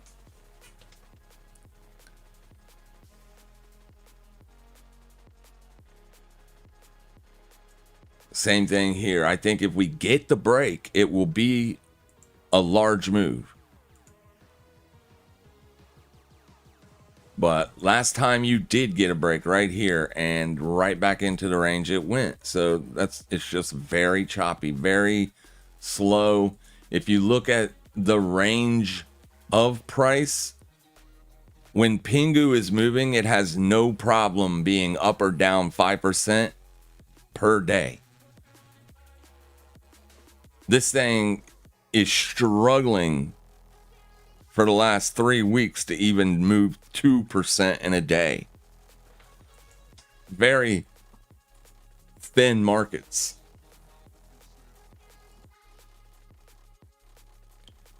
Opportunities are elsewhere right now. Nvidia breaking out here above last week's high. You're pulling back, but if you stay above 210 or 208, I would say look for 214 on Nvidia. we should have put a position on at 189. I just didn't like it because it had a lot of momentum coming into that level. But the next day or the day after would have been prime. I just didn't see it, I guess, or didn't feel like doing it. One or the other, I don't know. Tesla, I don't think you're going to fill this gap anytime soon. So I would be looking to sell puts again on Tesla if it can stay above 310, or at least show me an inability to trade under that for a day. Then I'd be willing to sell puts 295 again. I don't want to sell calls on Tesla. Tesla has a bad habit of ripping call sellers a new butthole. It hasn't done that very often lately, but Tesla can get very, very momentous on upside pushes. It's a very volatile asset. Plus, I own Tesla, so it makes sense to sell covered puts.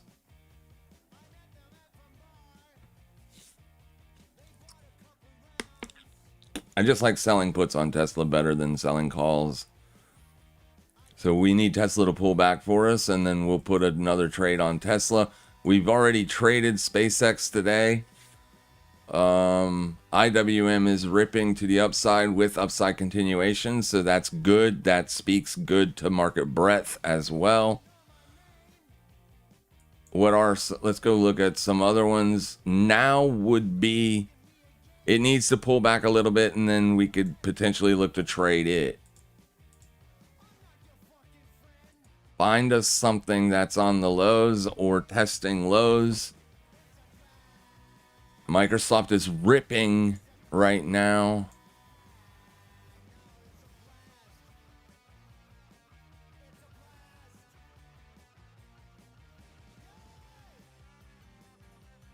Let me see something.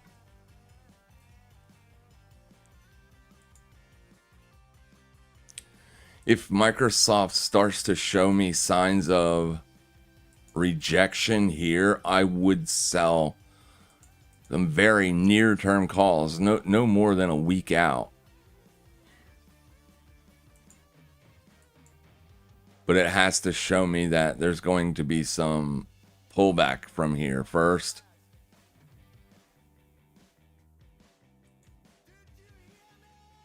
The next quarterly liquidation is all the way up at 554. For the monthly lick, it's 524. The weekly liquidation is 513. So if it starts to fail today, I would be willing to sell 515 strike calls. Let's go look at what the premiums look like on that this week. It's already reported earnings, so we don't have to worry about earnings risk. August 7th is the end of the week. What price did I say? I've already forgotten. 515.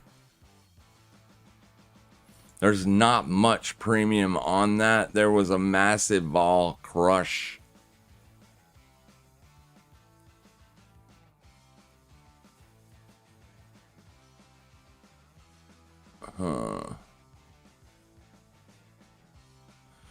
Well, it's not rejecting yet, so we might actually be able to put this on a little longer. What's next week's expiration? 14. Yeah, there's good premium on those. If Microsoft starts to reject up here, we may put on those 515 strike calls. It's got to start to slow down, though. It probably will soon. We could put on a spread.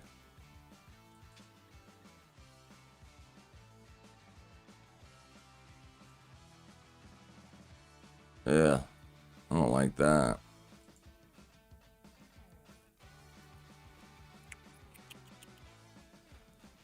Let's see. What if we did a broken wing butterfly?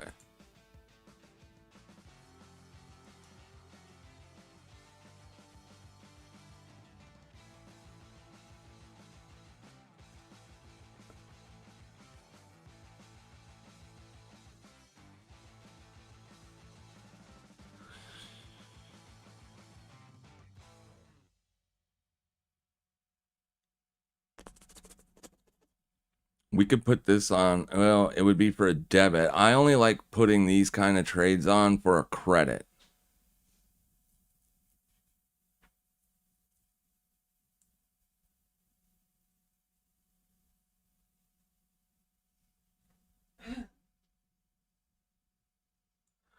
And now we'll just wait and see if it starts to pull back. If it does, then we'll just sell a call spread.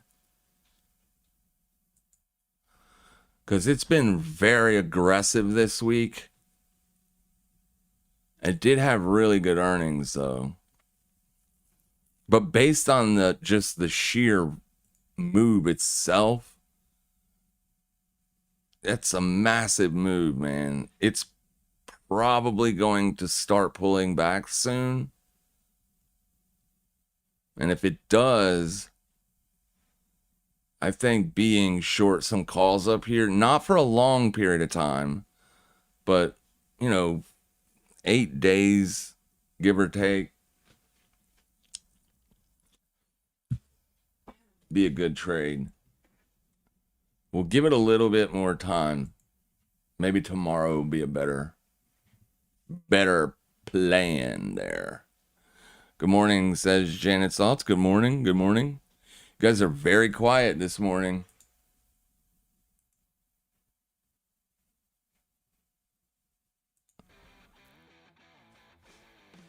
Wait, isn't that the same song?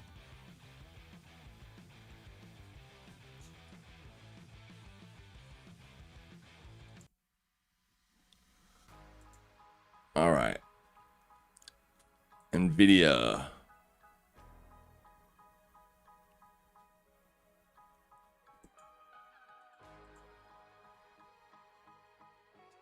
NVIDIA's got to liquidate June's high first.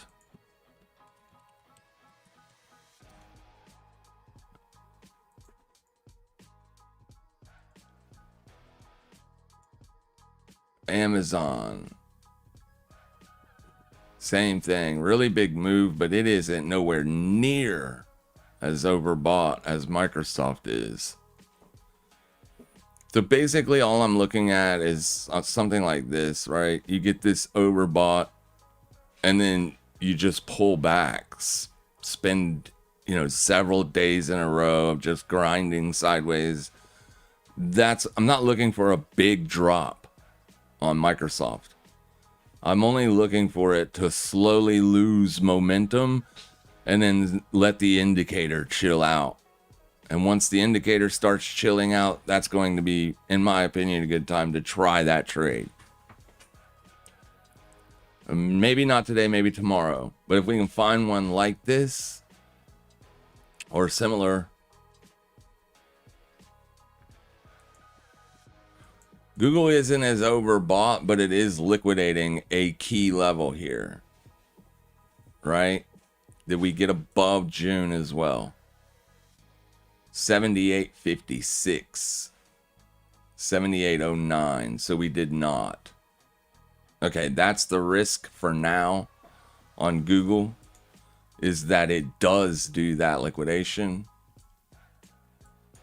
So we'll wait for that to happen and then see if it wants to pull back before we put that on Google. Oracle, we should have sold puts on Oracle the other day. We missed out on that. That was a very, very easy trade to put on as you were putting in bullish divergence the whole time you were grinding these lows out. That's going, in my opinion, be the best time to try a put sell. Doesn't always work, but they do work out often. We sold puts on Meta the other day. We've closed that out for a profit. I'm not looking to trade Meta again. Avgo needs to liquidate.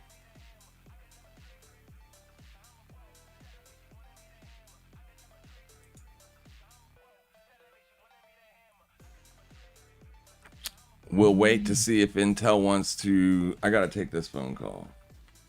Wait. Never mind. Scam likely. We'll wait to see if Intel can reject at monthly supply.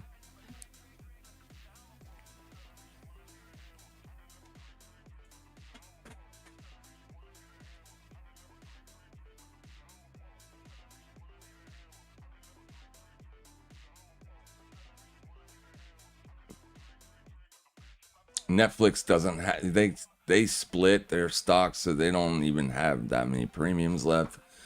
And AMD might be right for call selling here. They've got earnings, though, today.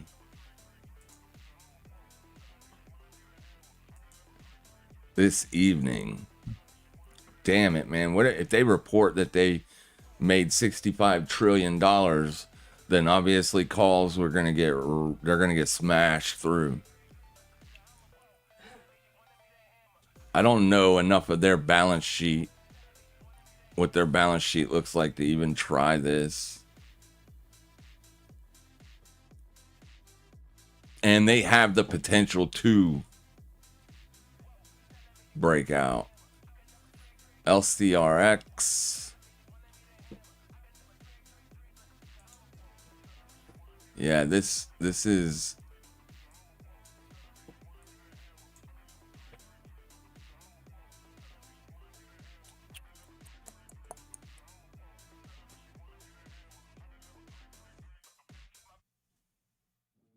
They've already reported, so that's a good sign.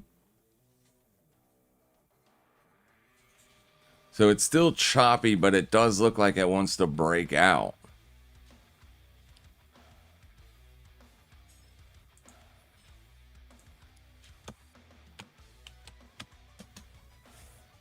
What? They don't even have options. Oh, because it's LR.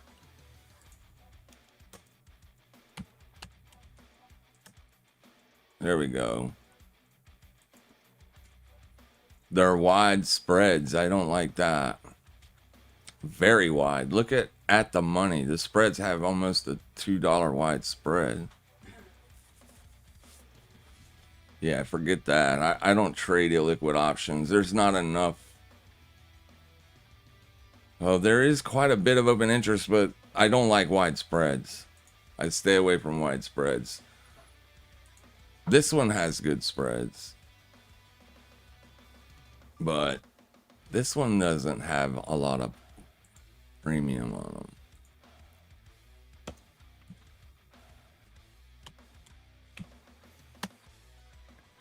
Yeah, they don't have weeklies, so never mind.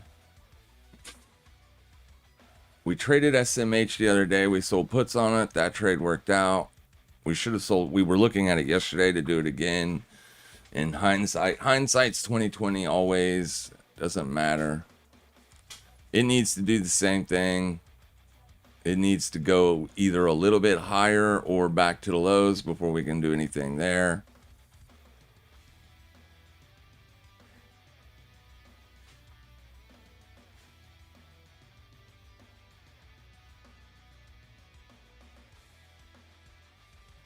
Software is coming back, it looks like. At least the ETF is.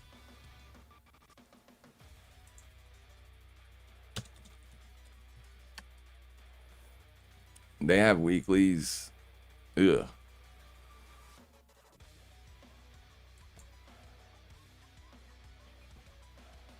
Not enough premium to extract.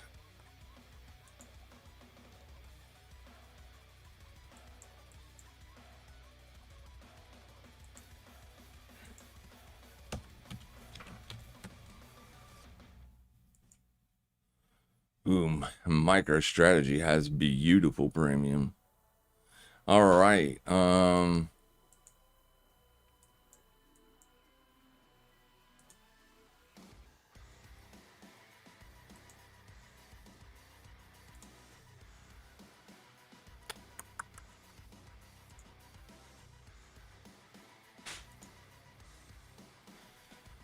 STRC is looking good.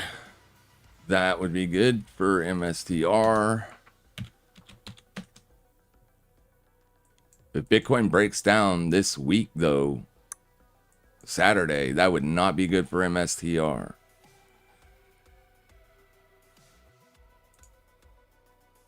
However,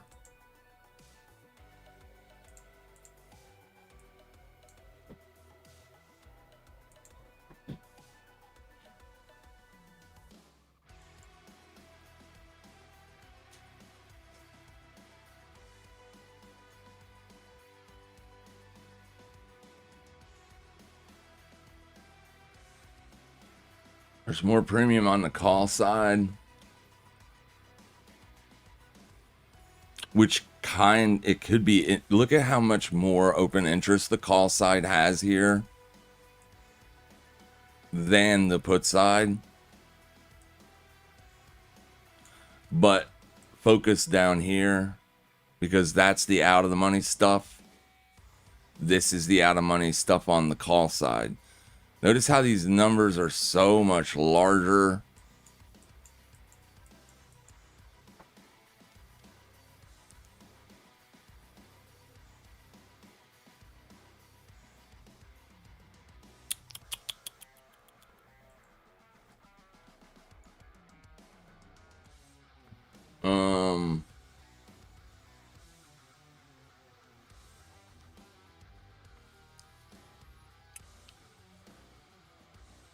Is retail thinking of breakouts coming, or the other way around?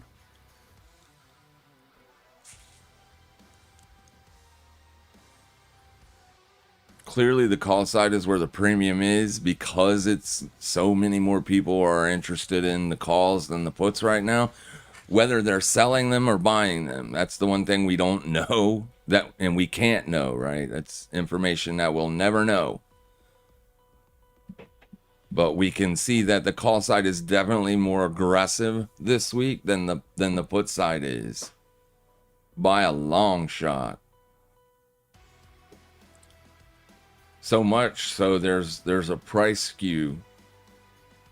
Puts should be more expensive than calls.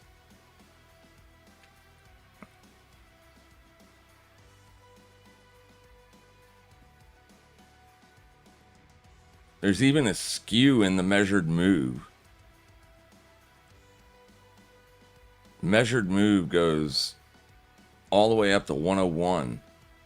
But on the downside, it only goes to 90.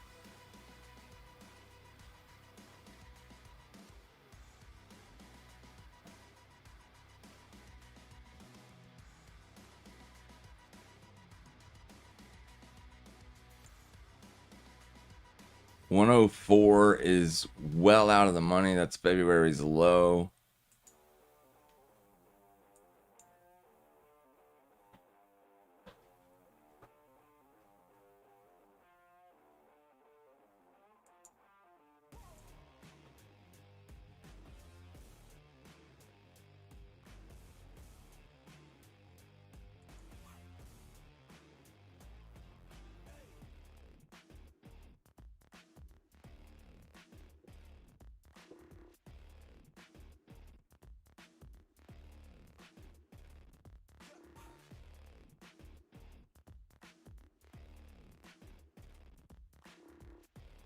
Yeah, I don't like that trade. I just don't. I don't like it.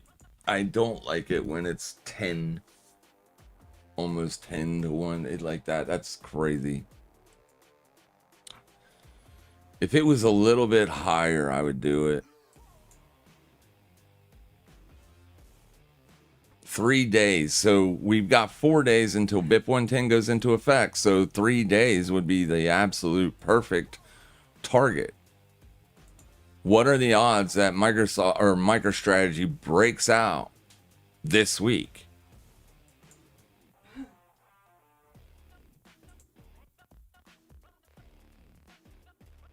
I don't know. Given what Bitcoin's doing, probably not that great. Bitcoin is currently trying to break out. You already made a fresh weekly high today. You're trying to do that again. So MicroStrategy could do the same thing. Especially with STRC doing good this week. STRC broke back above the $90 level, and you're seeing upside continuation. So if it would have just broken out above this weekly high and then fell back under 90, I would look at that as a liquidation break, and I would be selling it, looking for downside continuation. Because you've broken out and are now continuing, so you did the liquidation yesterday, today you're seeing upside continuation. That feels more like legit demand to me than it does this is going to roll over. I do own STRC, but not much. I only own like 57 shares. Because at the time, I didn't love the idea of owning it. Right there it is. So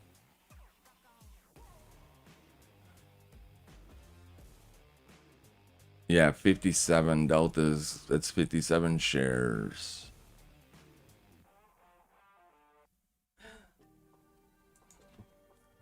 Oh, back here to MSTR. They got good premiums on it, but only if you sold it naked.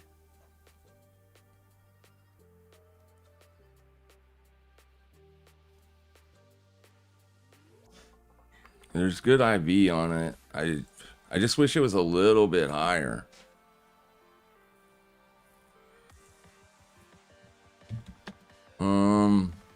Trying to find something, guys.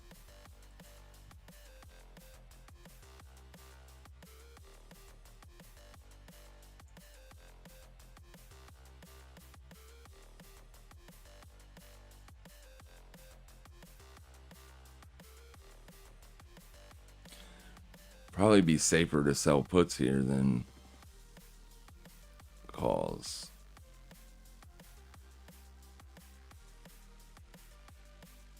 Daily support held.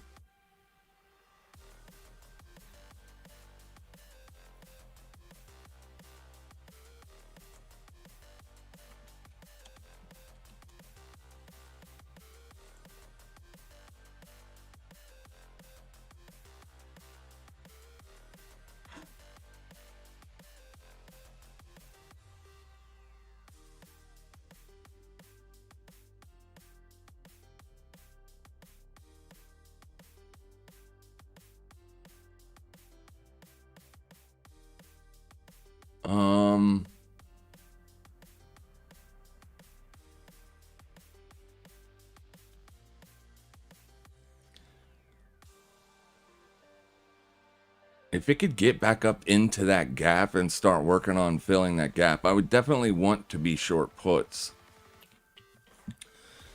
I don't like the idea of selling a 31 delta though. I like to sell further out if possible. There's just not enough premium down there to even put the trade on. Same thing. This takes so much buying power. You would have to do it in a spread, and then it's not really worth it.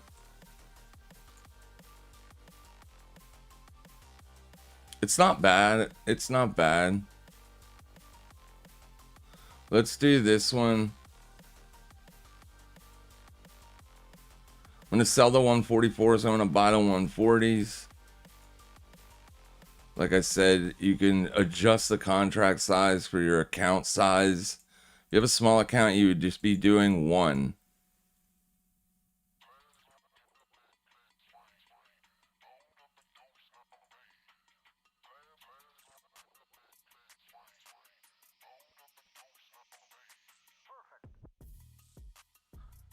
We got 3 days on the expiration. If Bitcoin continues to move higher, I think coin does too. Bitcoin has already been moving higher. It's already liquidated the weekly range. So if the sellers were aggressive today, you would assume price doesn't need to come back up here for any reason at all. But because that happened at midnight, just because it makes a fresh higher week high doesn't mean that it isn't going to roll over later. I got to imagine the closer you get to BIP 110, the more aggressive the sellers are going to get. You know what? Let's leave Coinbase alone because of where Bitcoin volatility is. If Bitcoin volatility breaks to the upside, you could get a severe move lower. I really like what S&P and NASDAQ are doing today.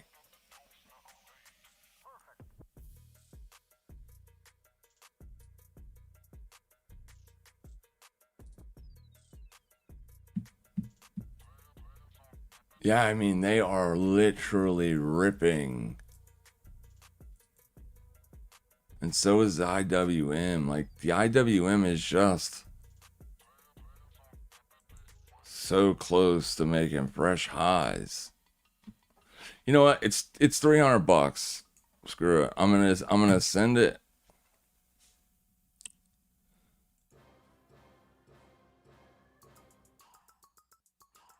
All right. What else? We're gonna leave Palantir alone as the vol crush is already happening.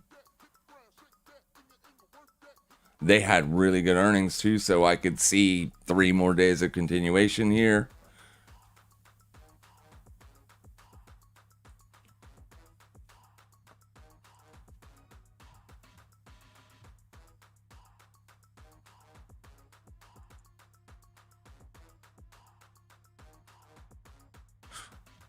Damn it, we should have sold puts on Reddit the other day.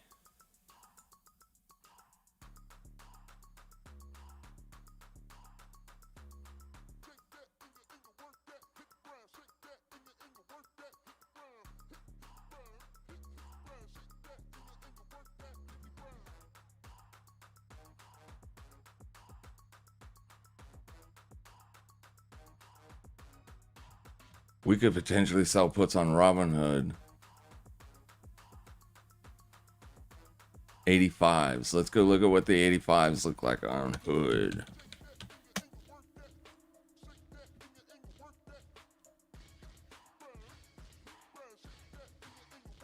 There's nothing on them.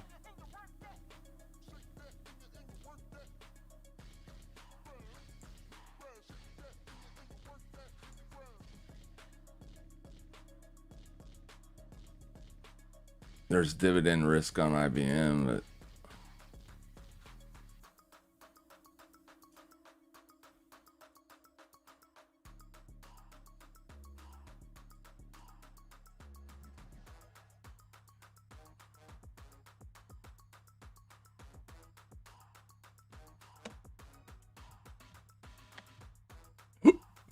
excuse me.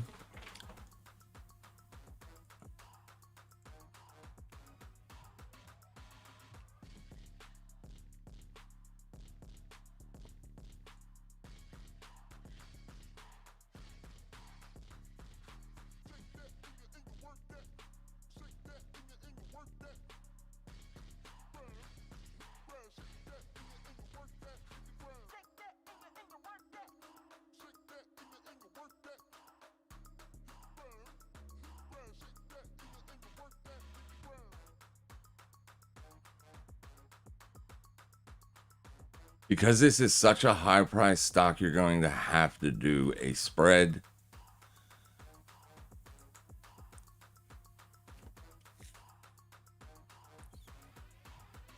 If we could sell puts under last week's low, 915s.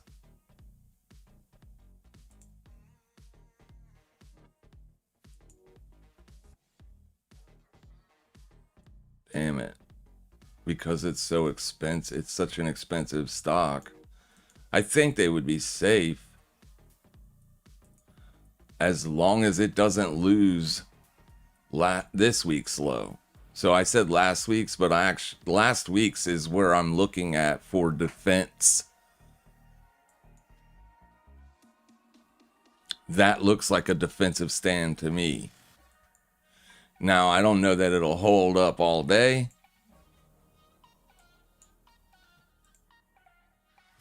It looks weak. It looks like it wants to break down.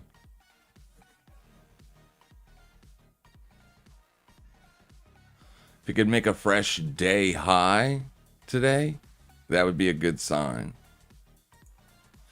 But like I said, and then I wouldn't need to go that low.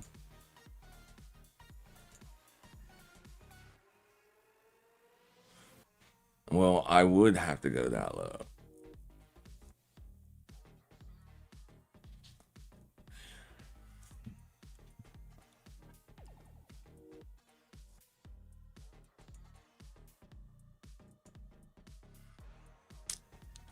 Yeah, I think there's too much risk there for that. You would probably, with this current structure, be better off to sell the calls.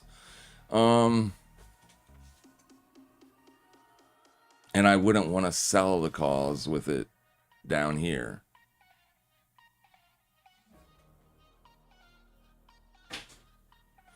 All right, we'll leave Costco alone. It's too risky. Taiwan Semiconductor.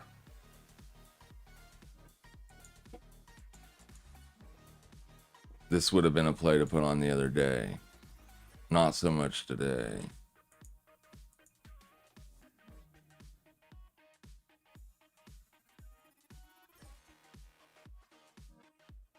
$106.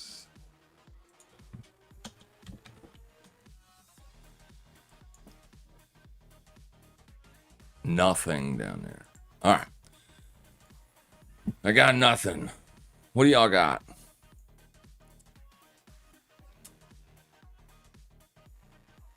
It's crazy that you're getting a vol spike on VIX today and risk markets are just ripping to the upside.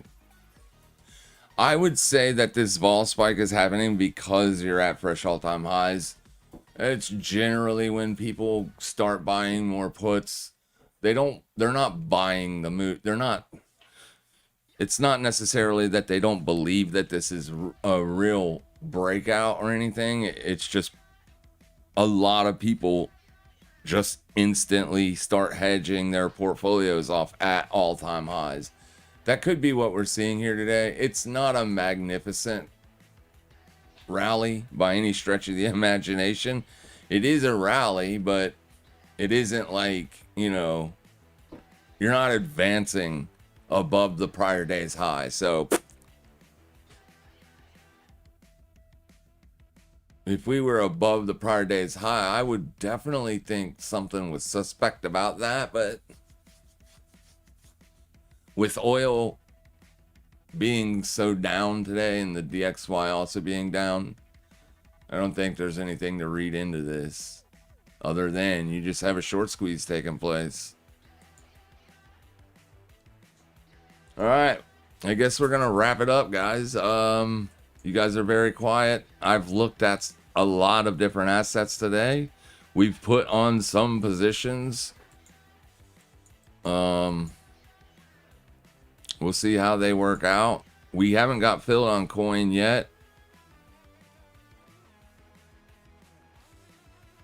Where are we on IWM?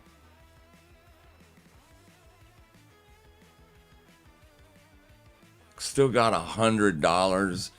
If it can go up another $50 today, I will close the IWM trade. I think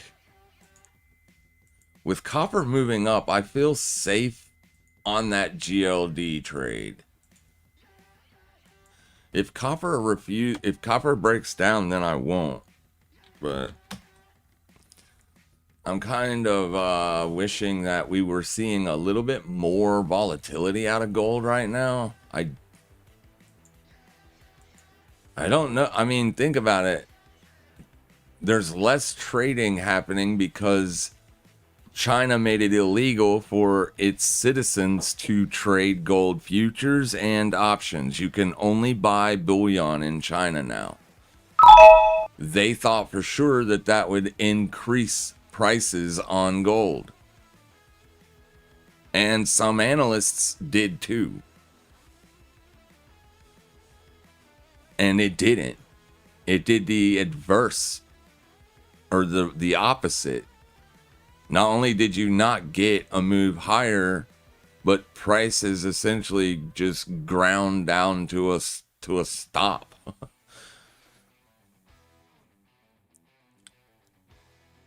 So the future will decide whether or not that was a good idea on China or not.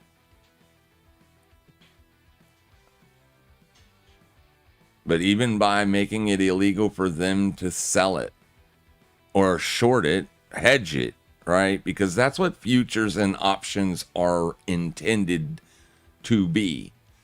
Hedging vehicles.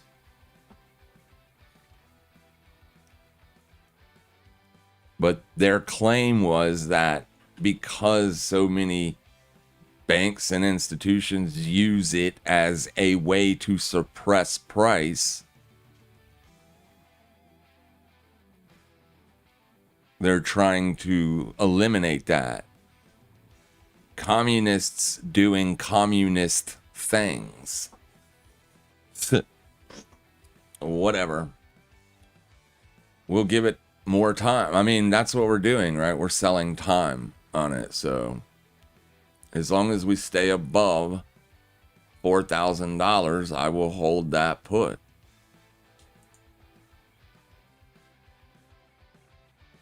I should not have put it on with that much time, though. It gave it a little bit too much time. But there is plenty of liquidity. I mean, the spreads are good. There are so many strikes on GLD. I mean, there's good premiums way down too.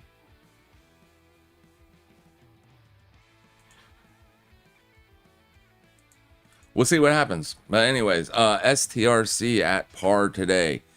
LOL. I'm glad you put LOL on the end of that comment. I would say the odds of that happening are very slim, my friend.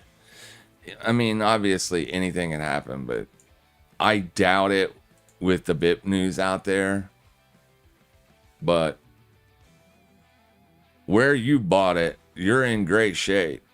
You damn near caught the lows.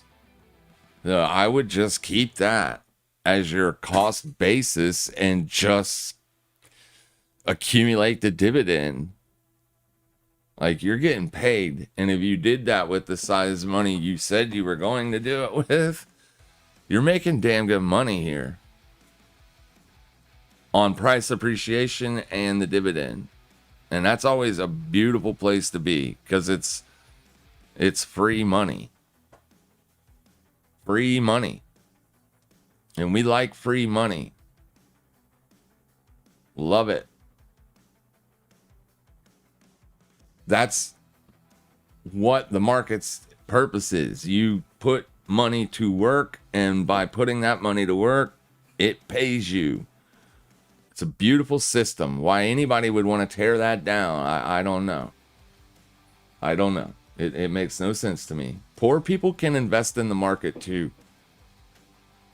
It's literally the way out of poverty. If you invest and you start investing young, if you come from a broke family, you could literally be the change for civilizations down the road. If you invest and do it well and continue to do it forever in appreciating assets, you will generate wealth to hand down. It's an amazing system. I don't know why people want to destroy it and talk bad about it. I understand why, obviously, right? It seems like when you're broke, you can't ever get ahead. But that's because as humans, we can't see down the road. We have to physically work at it to see We have to make ourselves see what's possible and then apply principles to help you achieve said goal. And unless you're a goal-oriented person, the market, I guess, probably isn't going to be very useful. But it is the way money's a tool. That is all. It's just a tool. It's an economic tool. No different than a hammer is for a carpenter. Just put it to work. All right, you guys have a fantastic rest of your day. We're going to wrap it up there. Thank you all so much for your time. As always, we'll see you Thursday morning. Make sure you guys trade safe. Make sure you trade smart. And as always, happy trading, everybody.